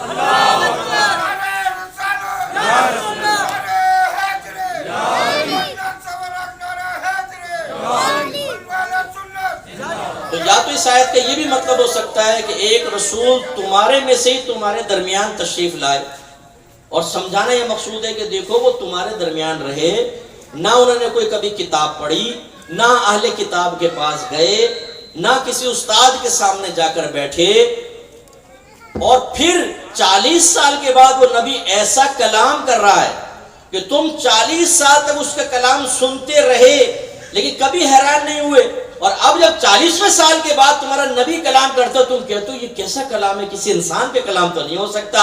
اس کا مطلب یہ ہوا کہ یہ نبی تمہارے درمیان سے ہی اللہ نے مبعوث فرمائے ہیں، اور نبوت کی دلیلیں ان کی ذات میں موجود ہیں، لہٰذا ان پر ایمان لے کر آؤ۔ تو اس میں ہمارے لیے بھی سبق ہے کہ ہم ہی میں سے بعض اوقات ایک نوجوان اٹھتا ہے، وہ داڑھی رکھ لیتا ہے، امامہ سر پہ سجا لیتا ہے، وہ نمازی بن جاتا ہے، وہ لڑکیوں کا پیچھا کرنا چھوڑ دیتا ہے، وہ ہماری صحبت سے ہٹ جاتا ہے، اب ہمارے ساتھ ماں بہن کی گالیاں نہیں بکتا، کسی کی ماں بہن بیٹی بھابھی کے بارے میں گفتگو نہیں کرتا، اس کا کلام سستا ہو جاتا ہے۔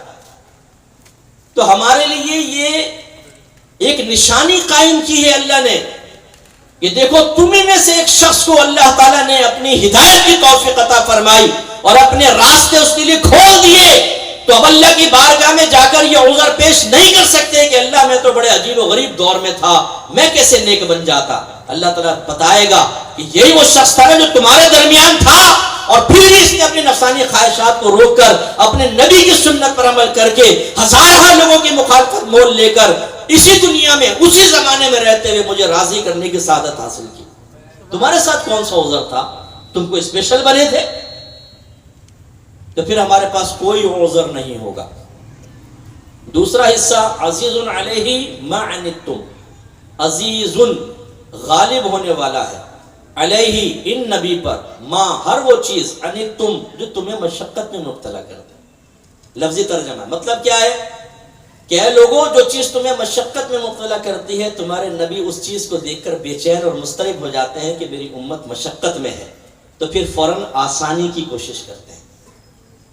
نبی کریم صلی اللہ علیہ وسلم نے فرمایا کہ اگر مجھے اپنی امت پر مشقت کا خوف نہ ہوتا تو میں ان پر مسواک کو فرض کر دیتا، لیکن سرکار نے کبھی مسواک کی کبھی چھوڑی کہ میری امت پہ فرض ہو جائے گی۔ سرکار نے ایک دن تراویح پڑھی، پیچھے صحابہ کھڑے ہو گئے، چند صحابہ جو موجود تھے۔ دوسرے دن نماز پڑھی، اس سے زیادہ صحابہ آ گئے۔ تیسرے دن نماز پڑھی، پوری مسجد بھر چکی تھی۔ چوتھے دن صحابہ، پوری مسجد بھری ہوئی ہے، سرکار تشریف نہیں لائے، حتیٰ کہ صحابہ مایوس ہو کر انہوں نے اپنی اپنی نماز وغیرہ پڑھ کے چلے گئے۔ اگلے دن نبی کریم صلی اللہ علیہ وسلم نے ارشاد فرمایا کہ میں نے اس لیے اس جماعت کو باقاعدہ نہیں کیا کہ اگر میں لگاتار پڑھاتا تو یہ نماز تم پر واجب ہو جاتی۔ وجوب کے خوف کی وجہ سے سرکار نے کہ امت میں مشقت قائم ہوگی۔ ایسے جب حج کا حکم نازل ہوا، حضرت اقرع بن حابس رضی اللہ تعالیٰ عنہ کھڑے ہوئے، یا رسول اللہ کیا ہم پر ہر سال حج کرنا فرض ہے؟ سرکار خاموش رہے۔ پھر پوچھا، یا رسول اللہ کیا ہر سال حج فرض ہوگا؟ پھر خاموش رہے۔ پھر انہوں نے تیسری مرتبہ سوال کو دہرایا تو سرکار نے فرمایا کہ نہیں، زندگی میں صرف ایک بار۔ اور پھر فرمایا اگر میں کہہ دیتا کہ ہر سال تم پر حج فرض ہے تو اللہ تعالیٰ تم پر ہر سال کو حج فرض کر دیتا۔ کیا دیکھیں اپنی امت کی مشقت کا احساس۔ جب میرے آقا میدان عرفات پہنچے، دعا کے لیے ہاتھ اٹھا دیے، اے اللہ میری امت کو بخش دے، اے اللہ میری امت کو بخش دے۔ اتنی دعائیں مانگی، اتنی دعائیں مانگی، اللہ کی طرف سے الہام ہوا، اے حبیب ہم نے آپ کی امت کی بخشش فرما دی، یعنی جو یہاں آیا اس کی بخشش کر دی، سوائے اس کے جو ظالم ہے۔ سرکار نے عرض کی یا رب کریم ظالم کو بھی معاف کر، ظالم کو بھی معاف کر، لیکن کوئی جواب نہیں آیا۔ مانگتے رہے دعا حتیٰ کہ عرفات کا وقت ختم ہو گیا۔ پھر سرکار مزدلفہ تشریف لائے، رات کا قیام وہاں سنت ہے، سرکار پوری رات دعا مانگتے رہے اور یہی دعا کرتے رہے، اللہ تعالیٰ ظالم کو بھی معاف کر دے، ظالم کو بھی معاف کر دے۔ اور پھر تبسم فرمایا، مسکرا دیے۔ شیخین کریمین صدیق اکبر عمر فاروق رضی اللہ تعالیٰ عنہما پاس موجود تھے، شکل دیکھی، چہرہ انور دیکھا، تبسم، رونق، چمک رہا ہے سرکار کا چہرہ۔ یا رسول اللہ آپ بہت خوش نظر آ رہے ہیں، مسکرا کیوں رہے؟ سرکار نے ارشاد فرمایا کہ عرفات میں نے دعا مانگی کہ اللہ ظالم کو معاف کر دے، میری دعا کو قبول نہیں کیا گیا۔ پھر جب میں نے مزدلفہ میں دعا مانگی تو اللہ نے دعا قبول کی اور ارشاد فرمایا حبیب جو یہاں پہنچے گا تو ظالم کو بھی معاف کر دوں گا۔ تو شیطان نے، میں نے دیکھا کہ شیطان نے مٹی اٹھا کے اپنے سر پر ڈالی، اس کی اس حالت کو دیکھ کر مجھے ہنسی آ گئی۔ اب آپ دیکھیں ہم بعض اوقات اپنے قریب ترین رشتہ داروں کو بھول جاتے ہیں اور سرکار امت کو بھی نہیں بھولے۔ کیسے سرکار نے دعائیں فرمائی اور کتنا بڑا انعام ہمیں دلوا دیا۔ اب آپ کہیں گے مفتی صاحب ہم کہاں بھولتے ہیں؟ کیوں نہیں بھولتے؟ وراثتیں دبا کے بیٹھے ہوں گے آپ میں سے بہت سارے، اپنے مسلمان بھائیوں کے قرضے دبا کر بیٹھے ہوں گے اور دینے کا نام نہیں لیتے ہیں۔ کتنے یہاں امانتیں دبا کر بیٹھے ہوں گے، ہمیں موقع مل جائے تو دوسروں کی ٹانگیں کاٹ کے اس کو بھی اپنی ٹانگوں کے اندر شامل کر لیتے ہیں۔ ہمیں موقع مل جاتا، ہمیں موقع مل جائے تو مسلمان بھائی کی ٹانگیں کھینچ کر اس کو نوکری سے نکلوا دے تاکہ میری پروموشن ہو جائے۔ ہم مسلمان آپس میں ایسے نفرت کرنے لگے ہیں چھوٹی چھوٹی باتوں کی بنا پر جیسی کوئی امتحان ہے۔ حالانکہ آپ کے اور میرے نبی نے ارشاد فرمایا کہ تمام مسلمان ایک جسم کی مانند ہیں، اگر جسم کے ایک حصے کو تکلیف پہنچتی ہے تو پورا جسم تکلیف محسوس کرتا ہے۔ جبکہ ہم جو ہیں بعض اوقات اپنے گھروں میں ایسی موٹر لگاتے ہیں کہ پورے محلے کا پانی کھینچ لیتے ہیں۔ بعض اوقات تو گھر والے کہتے ہیں فجر کے فوراً بعد موٹر چلا دینا چاہے پانی نہ آئے، تاکہ جب آئے تو فرسٹ ٹائم ہی کھینچ کر ہمارے ٹینک کے اندر آ جائے، پورے محلے کو ملے نہ ملے بڑا کر رکھو، محلے کا ہمیں ملنا چاہیے۔ یہ ہمارا دیکھیں انسانیت کا جذبہ، ہمیں مل جائے۔ اسی طریقے سے سرکار فرماتے ہیں تمام مسلمان ایک عمارت کی مانند ہیں کہ جس کی ایک اینٹ دوسری اینٹ کو مضبوط کرتی ہے، یعنی گویا کہ پیغام دے رہے ہیں پیار محبت سے رہو، وَاعْتَصِمُوا بِحَبْلِ اللَّهِ جَمِيعًا وَلَا تَفَرَّقُوا، اللہ کی رسی کو مضبوطی سے تھام لو اور ٹکڑوں ٹکڑوں میں نہ بڑھ جاؤ، مضبوطی سے ایک دوسرے کے قریب رہو، ایک دوسرے کو مضبوطی دو۔ اور ہم غیبتیں، چغلیاں، لگائی بجھائی کر کے، پہلے تو عورتوں کے اندر کردار تھا بی جمالوں کا، اب تو بی جمالے بھی اتنے سارے پیدا ہو گئے، جہاں بیٹھیں گے چوتھے کی برائی کر کے دلوں میں نفرتیں بھریں گے کہ ٹوٹ جائے، دو کی دوستی ختم ہو جائے، ماں باپ بچوں سے بدزن ہو جائے، بچے ماں باپ سے بدزن ہو جائے، ساس بہو کے خلاف کارروائی کرے، بہو ساس سے بدزن ہو جائے، نند اور بہوؤں کا جھگڑا ہو جائے، سگے بھائیوں کو لڑوا دیتے ہیں آپس میں۔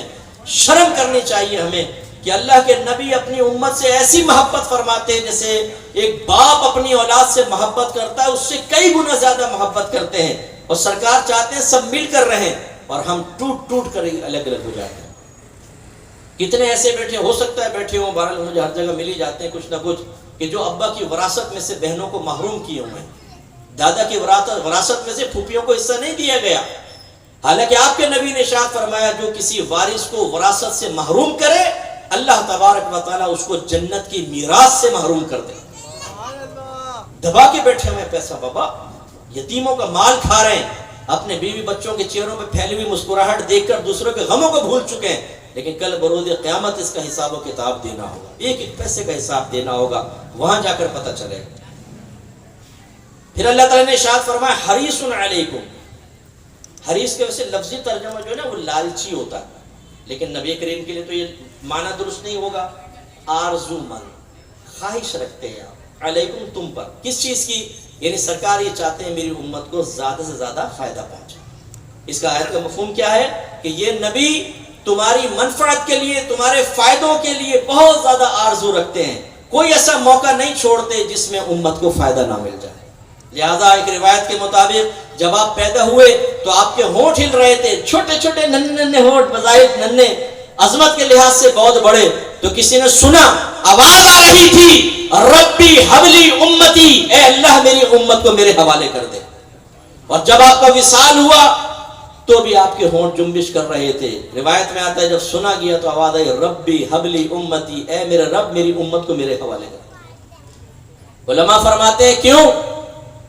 اللہ تعالیٰ ارحم الراحمین، نبی کریم رحمت للعالمین، اور یقیناً اللہ کی رحمت ہمارے نبی کی رحمت سے بڑھ کر ہے، تو نبی کریم نے یہ دعا کیوں نہیں کی کہ اللہ تعالیٰ میری امت کو اپنی رحمت کی آغوش میں لے لے؟ یہ کیوں کہا اللہ تعالیٰ میری امت کو میرے حوالے کر دے؟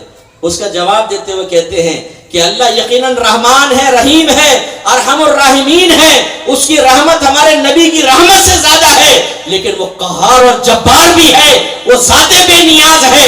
جب اس کی بے نیازی غالب آتی ہے پھر وہ نہیں دیکھتا سامنے کون ہے، چاہے تو شیطان کا جیسے ایمان سلب کر کے ساری عبادات برباد کر کے اس کو جہنم میں پھینک دیا، ایسے پھینک سکتا ہے، لیکن سرکار میں جمال ہی جمال ہے، رحمت ہی رحمت ہے، جلال ہے ہی نہیں، قہر ہے ہی نہیں۔ اس لیے دعا کی کہ اللہ تعالیٰ میری امت کو میرے حوالے کر دے، کہ جب میرے حوالے ہوگی تو نقصان کوئی نہیں، فائدہ ہی فائدہ ہوگا۔ دیکھیں کیسی دعا کر رہے ہیں سرکار۔ ایسی جب یہ آیت نازل ہوئی بلا سوف یعطیک ربک فترضی، اے حبیب ان قریب آپ کا رب آپ کو اتنا عطا فرمائے گا کہ آپ راضی ہو جائیں گے، آپ راضی ہو جائیں گے۔ تفسیر میں لکھا ہے نبی کریم صلی اللہ علیہ وسلم نے اس آیت کے نزول کے بعد اللہ کی بارگاہ میں عرض کیا رب کریم اگر یہی بات ہے تو میں اس وقت تک راضی نہ ہوں گا جب تک میری ساری امت داخل جنت نہ ہو جائے۔ سبحان اللہ، سبحان اللہ۔ اب دیکھیں ہم میں چرسی، موالی، زانی، بے نمازی، نبی کی سنتوں سے نفرت کرنے والے، برا نہیں مانیے گا، نائیوں کی دکان پر بیٹھ کر 200-250 کی شیپ بنا کے اپنے آپ کو آفٹر شیو لوشن لگا کے کہتے ہیں کیسا پپو لگ رہا ہے تمہارا بھائی، جیسا بولتا یار نظر نہ لگ جاتی۔ یہ چہرہ ہمارے نبی کا چہرہ تو نہیں ہے۔ میرے آقا صلی اللہ علیہ وسلم دیکھیں کیسے شفیق اور مہربان ہیں، ہم کتنے گناہ کریں، کتنی خطائیں کریں، ان کی شفقت کم نہیں ہوتی۔ اب اس سے ہمارے بعض لوگ ناجائز فائدہ اٹھاتے ہیں نا، جب کسی کو کہیں نماز پڑھو، ارے بھائی تمہیں نہیں پتہ نبی کریم میدان معاشر میں ہوں گے شفاعت فرمائیں گے۔ تو بھائی شفاعت تو کریں گے لیکن خدا نخواستہ اگر آپ کا ایمان ہی برباد ہو گیا تو پھر تو شفاعت کے مستحق نہیں ہوں گے آپ۔ بیٹا بیٹھ جاؤ، منہ بار بار ڈسٹرب مت کرو، بس چھوڑ دو ریکارڈنگ۔ تو اگر ایمان ہی برباد ہو گیا تو کیا ہوگا؟ دوسری بات یہ کہ چلے مان لیا آپ نے، میں نے بڑے گناہ کبیرہ کیے اور پھر بھی سرکار نے ہماری شفاعت کر کے بخشوا دیا، لیکن مروت کا تقاضا کیا ہے یہ میں آپ ہی کی زبان سے نکلواؤں گا۔ آپ کے ماں باپ آپ کو اچھا پڑھائیں لکھائیں، آپ بڑے ہو جائیں تو بہترین لباس، ایک گاڑی کی چابی بھی دیں، لو بیٹا ہر مہینے آپ کو 50,000 کی پاکٹ منی سب کچھ دیا جائے، اور پھر جب ماں باپ آپ کو کوئی حکم دیں، کوئی خواہش کا اظہار کرے تو آپ کے ہمارے پاس ٹائم نہیں ہے، اور پھر اگر کوئی آپ کو کہے کہ یار تم بڑے بے مروت آدمی ہو، تمہارے ماں باپ نے تمہارے ساتھ کتنا اچھا سلوک کیا ہے جو بہت سے ماں باپ نہیں کرتے، اور تم جواب میں تھوڑا سا کہنا نہیں مانتے، اور آپ جواب میں گئے ارے بھائی کوئی بات نہیں ابھی سیٹ ہو جائیں گے۔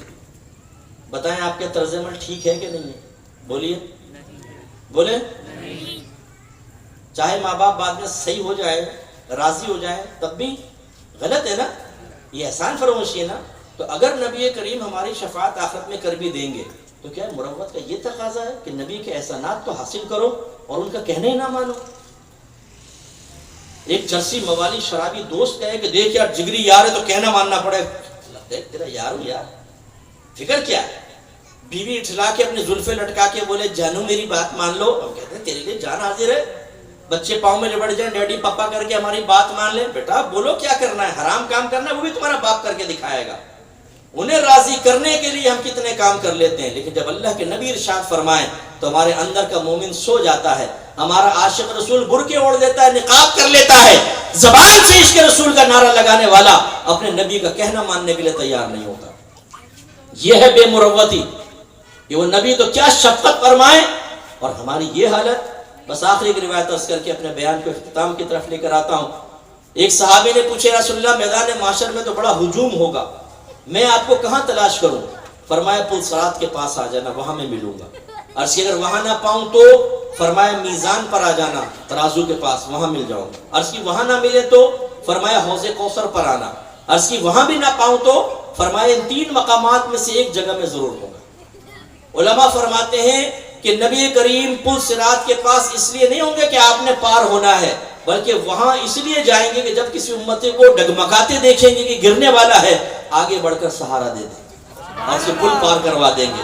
پھر دیکھیں گے کوئی ترازو کے پاس کھڑا ہے، بے چین ہے، بے قرار ہے، ٹانگیں لگ رہی ہیں، چہرہ فک ہو گیا ہے، زندگی میں کیے گئے اپنے کارنامے جو تنہائی میں اور بے تکلف دوستوں کے درمیان کیے وہ سامنے یاد آ رہے ہیں. خوف ہے کہ برائیوں کا پلڑا بھاری ہو جائے تو میرے آقا نیکیوں کا پلڑا بھاری کر دیں گے، اسے بے خوف کر دیں گے. اور جب کسی کو دیکھیں گے کہ اس کی زبان پیاس سے باہر آ رہی ہے تو اپنے مبارک ہاتھوں سے حوض کوثر کے چھلکتے ہوئے جام پلائیں گے.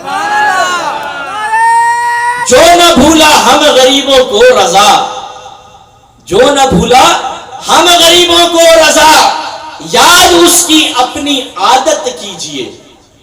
ہمارے نبی کبھی بھی نہیں بھولے، پیدائش کے وقت، وفات کے وقت جب اللہ نے آیات نازل فرمائی یہ امت یاد، اور امت کو یاد نہیں.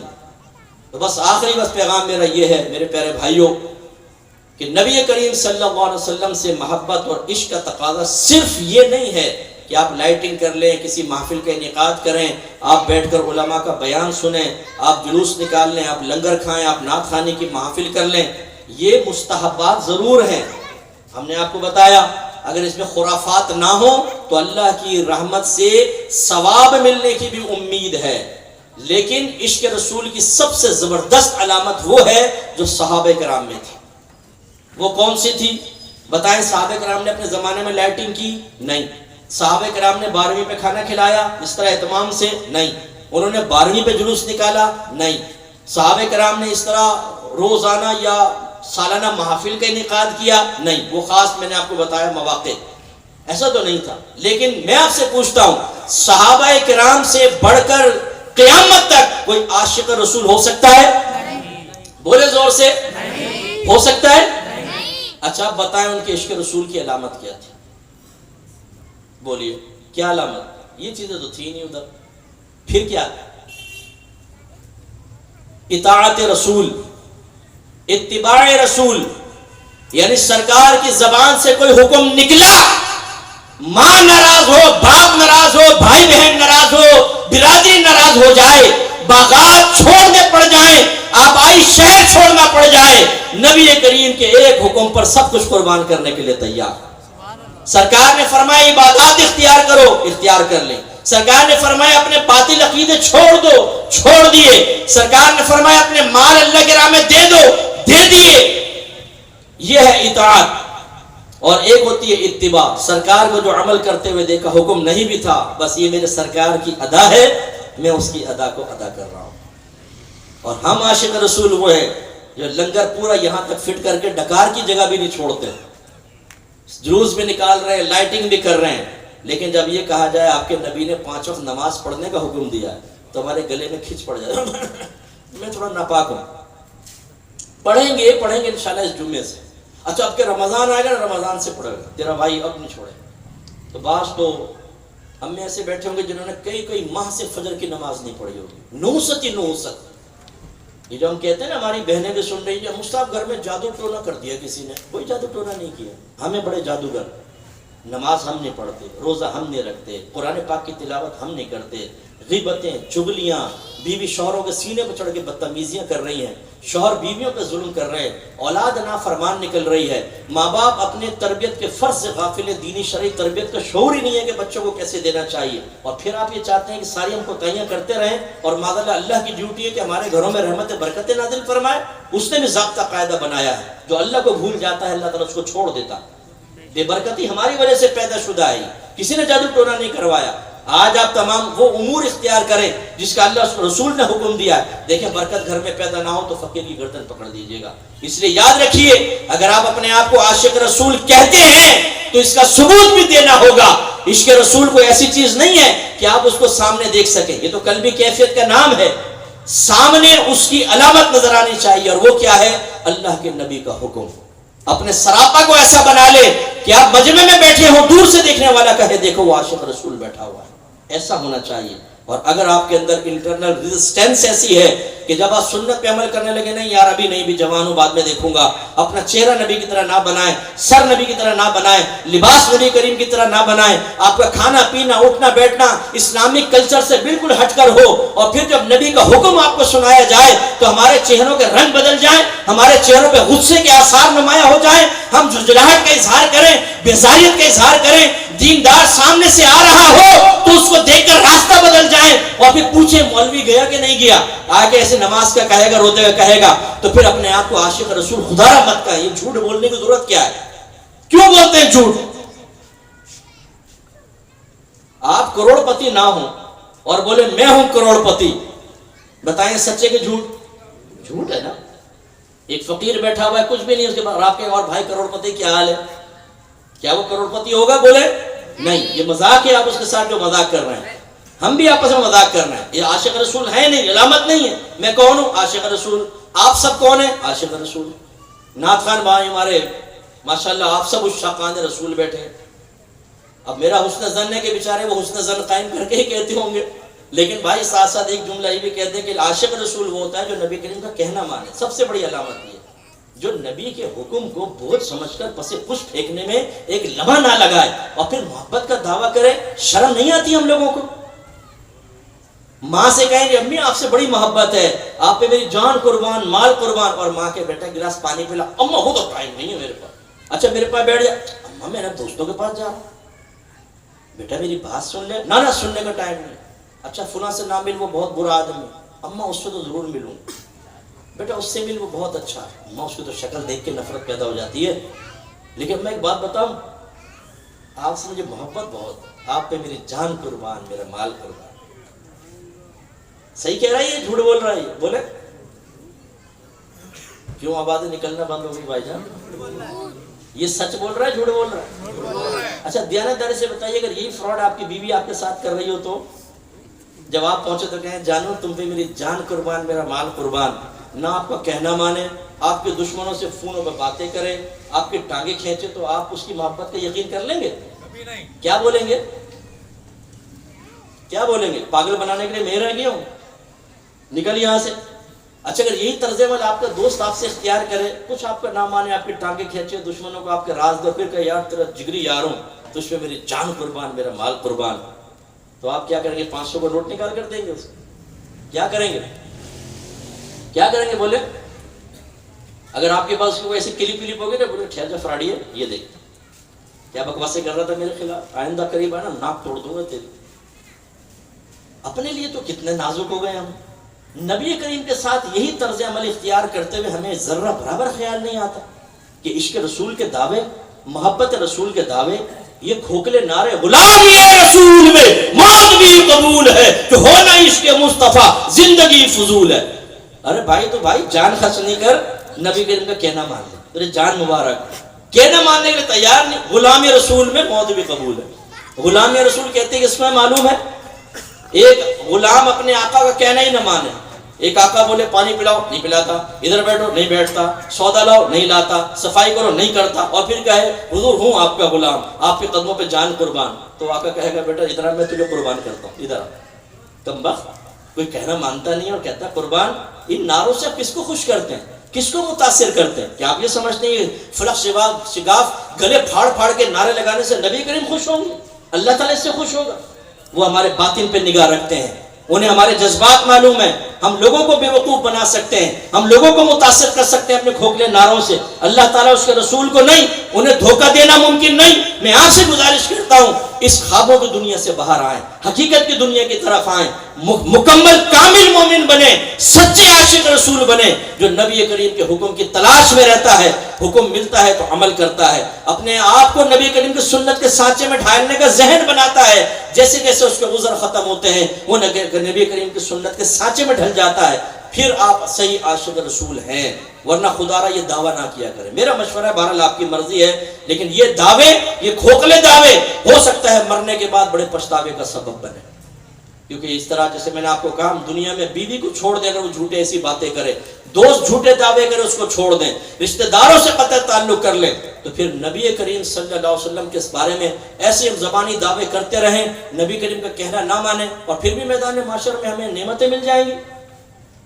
اللہ چاہے تو عطا فرما سکتے ہیں. بہرحال میں کوئی پابندی لگانے والا تو نہیں ہوں, اس کی رحمت بہت بڑی ہے, لیکن جو ظاہر طریقہ ہے, جو صحابہ کرام نے اختیار کیا, جو اولیاء کرام نے, وہ یہی ہے کہ نبی کریم کی اطاعت کی جائے. اللہ تبارک و تعالی ہم سب کو عمل پیرا ہونے کی توفیق عطا فرمائے, آمین. کل چونکہ ورکنگ ڈے ہے, بیان بھی کافی لمبا, اور ابھی نعت خواں بھی تشریف فرمائے, کوئی جائے گا نہیں, سب یہاں بیٹھیں گے, بچے آئے ہیں, آپ سنیں نعت, ذوق سے سنیں, اٹھ کے جائیں گے, دل آزاری ہوگی, ٹھیک ہے, بالکل آپ تشریف فرما ہو.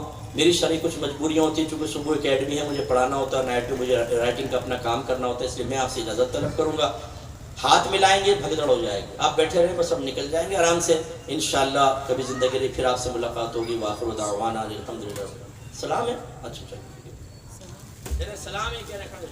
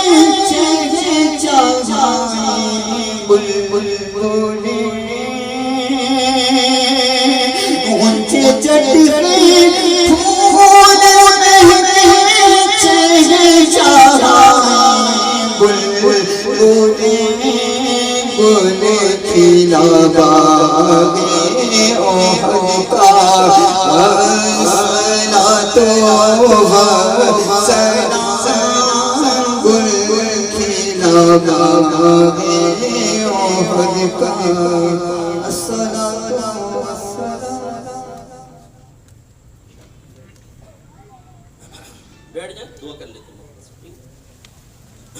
بسم بسم اللہ الرحمن الرحیم الحمد للہ رب العالمین والصلاة والسلام علی سید الانبیاء والمرسلین یا ارحم الراحمین یا ارحم الراحمین یا ارحم الراحمین. مالک مولا ہم سب کا اس متبرک مجلس و محفل میں شرکت کرنا اپنی بارگاہ میں قبول و منظور فرما. اے اللہ تعالیٰ اس محفل کو انجمن کے لیے، تمام اہل محلہ کے لیے، حاضرین کے لیے، اور جو ہمارے بھائی بہن ہمیں دور سے سن رہے ہیں ان سب کے لیے بخشش و نجات کا ذریعہ و سبب بنا دے. اے اللہ ہمیں دین پر استقامت عطا فرما. اے مالک و مولا سنجیدگی سے اپنے دین کی طرف مائل ہونے کی توفیق عطا فرما. موت سے پہلے پہلے اپنی قبر کو جنت کے باغوں میں سے ایک باغ بنانے والے اعمال اختیار کرنے کی توفیق و ہمت عطا فرما دے. اپنی قبور کو جہنم کے گڑھوں میں سے ایک گڑھا بنانے والے اعمال چھوڑ دینے کی توفیق و ہمت عطا فرما. اے مالک مولا ہم سب کو گناہوں سے شدید نفرت عطا فرما، نیکیوں سے پیار عطا فرما دے. اے اللہ ہم سب کے لیے گناہ کرنا بے حد مشکل بنا دے، نیک عمل کرنا بے حد آسان فرما دے. اے مالک مولا ہم میں جتنے بے روزگار ہیں سب کو روزگار عطا فرما. جو نوکری کر رہے ہیں انہیں ترقی عطا فرما. جو بزنس کر رہے ہیں اللہ تعالیٰ ان کی بزنس میں برکتیں عطا فرما. اے مالک مولا جو غریب ہیں ان کی غربت کو دور فرما دے، تنگدستوں کی تنگدستی دور فرما. بے اولادوں کو نیک اولادیں عطا فرما دے. جو صاحب اولاد ہیں ان کے اولادوں کو نیک پرہیزگار متقی اور اپنے والدین کے لیے بہت بڑا ثواب جاریہ بننے کی توفیق عطا فرما. اے اللہ جو بیمار ہیں انہیں شفاء کاملہ عطا فرما دے. جو فوت ہو چکے ہیں ہمارے مسلمان رشتہ دار ان سب کی بخشش و مغفرت فرما دے. اے اللہ تعالیٰ جن گھروں میں جوان بہنیں بیٹیاں موجود ہیں ان کے اچھے رشتے دلوا دے. جو دنیاوی وجوہات کی بنا پہ آپس میں ناراض ہیں انہیں محبت سے رہنے کی توفیق عطا فرما. جن پہ قرضے ہیں ان کے قرضے دور فرما دے. جن پہ جھوٹے کیسز چل رہے ہیں اللہ تعالیٰ انہیں ان کیسوں سے نجات عطا فرما. جو جیلوں میں بے قصور بند ہیں ان کے لیے رہائی کی سبیل بنا دے. اے مالک مولا ہم نے جو باتیں سنی اس پر مجھ گناہگار کو اور جتنے میرے بھائی بہن ہمیں سن رہے تھے سب کو عمل پیرا ہونے کی توفیق عطا فرما. اے اللہ تعالیٰ ہمیں عشق رسول کے دعوے کے ساتھ ساتھ اس کا عملی ثبوت دینے کی ہمت اور طاقت عطا فرما. اے مالک مولا ہمیں موت سے پہلے پہلے بعمل بنا دے. اس سے پہلے کہ موت آئے اور ہم پچھتائیں اللہ تعالیٰ ہمیں اپنی ذہن سازی کرنے کی توفیق عطا فرما. اپنے گھر والوں کو دین کی طرف مائل کرنے کی توفیق عطا فرما. اے پاک پروردگار میدان محشر میں نبی کریم صلی اللہ علیہ وسلم کی زیارت و شفاعت سے مشرف فرمانا. سیدھے ہاتھ میں اعمال نامہ پول صراط پر ثابت قدمی عطا فرمانا. اے اللہ نبی کریم صلی اللہ علیہ وسلم کے مبارک ہاتھوں سے حوض کوثر کے چھلکتے ہوئے جام پینے کی توفیق عطا فرمانا. اے اللہ ہم سب کو بلا حساب و کتاب داخل جنت فرما دینا. جس طرح ہم سب یہاں جمع ہوئے جنت الفردوس میں اپنے نبی کریم صلی اللہ علیہ وسلم کے مبارک قدموں میں رہنے کی اسی طرح جمع ہونے کی توفیق عطا فرمانا. اچھا ایک اعلان تھوڑا سا دعا کے بیچ میں میرے ذہن میں ہے تو میں عرض کر دوں. میں نے کتاب لکھی ہے قرب الہی، اگر ہو سکے تو آپ یہ کتاب لیں. یہ تصوف کے موضوع پر کتاب لکھی ہے. اگر کوئی شخص اللہ کا قرب اس پرفتن دور میں حاصل کرنا چاہتا ہے تو اس کو فرسٹ سٹیپ کیا لینا ہوگا، سیکنڈ کیا، تھرڈ کیا، پھر کیا کیا چیزیں رکاوٹیں بنیں گی اور کس طریقے سے وہ اللہ کا قرب حاصل کر سکتا ہے، ان کو کیسے دور کر سکتا ہے، سب طریقے اس میں لکھے ہیں. پیر کامل کی پوری علامات لکھی ہیں. بہترین کتاب ہے اس دور کے اعتبار سے. ہو سکے تو آپ لیں. ہمارے یہاں شکیل صاحب تشریف فرمائیں، ان سے آپ مشورہ کر لیجئے گا، یہ انشاءاللہ آپ کو بتائیں گے. ہر گھر میں یہ کتاب ہونی چاہیے، خصوصاً اگر آپ کے گھر میں جوان بچے بیٹیاں ہیں. میں گزارش کرتا ہوں یہ کتاب رکھیں، بچوں کو پڑھوائیں. انشاءاللہ جو تربیت آپ نہیں کر سکے اگر خدا نخواستہ کوتاہی رہ گئی ہے یہ کتاب اس تربیت کو کامل کر دے گی. آپ کا کام آسان ہو جائے گا. ٹھیک ہے نا؟ تو یہ اس کی قیمت شاید تھوڑی سی آپ کو زیادہ محسوس ہو، شاید 1000 کتنے کی 1100 روپے کی شاید ہے. تو جتنے آپ دوستوں کو چائے پلاتے ہیں، سگریٹ پلاتے ہیں، پان کھاتے ہیں اور یہ چھالیاں، یہ 2 مہینے چھوڑ دیں تو آرام سے یہ کتاب آپ خرید سکیں گے. ان فضولیات میں ہم پیسہ بہت لگاتے ہیں، تھوڑا سا پیسہ اللہ کے لیے بھی خرچ کریں، انشاءاللہ فائدہ ہوگا. اور اس میں ہمارا کوئی ذاتی فائدہ نہیں ہے، بزنس نہیں ہے. الحمدللہ اگر کچھ نفع آتا بھی ہے تو وہ دین کے کام میں ہی استعمال ہوتا ہے. وآخر دعوانا ان الحمدللہ. اچھا ہاتھ نہیں ملائیے گا، بس نکل جانے دیجیے گا، آپس میں ملائیں بڑے محبت اور پیار سے.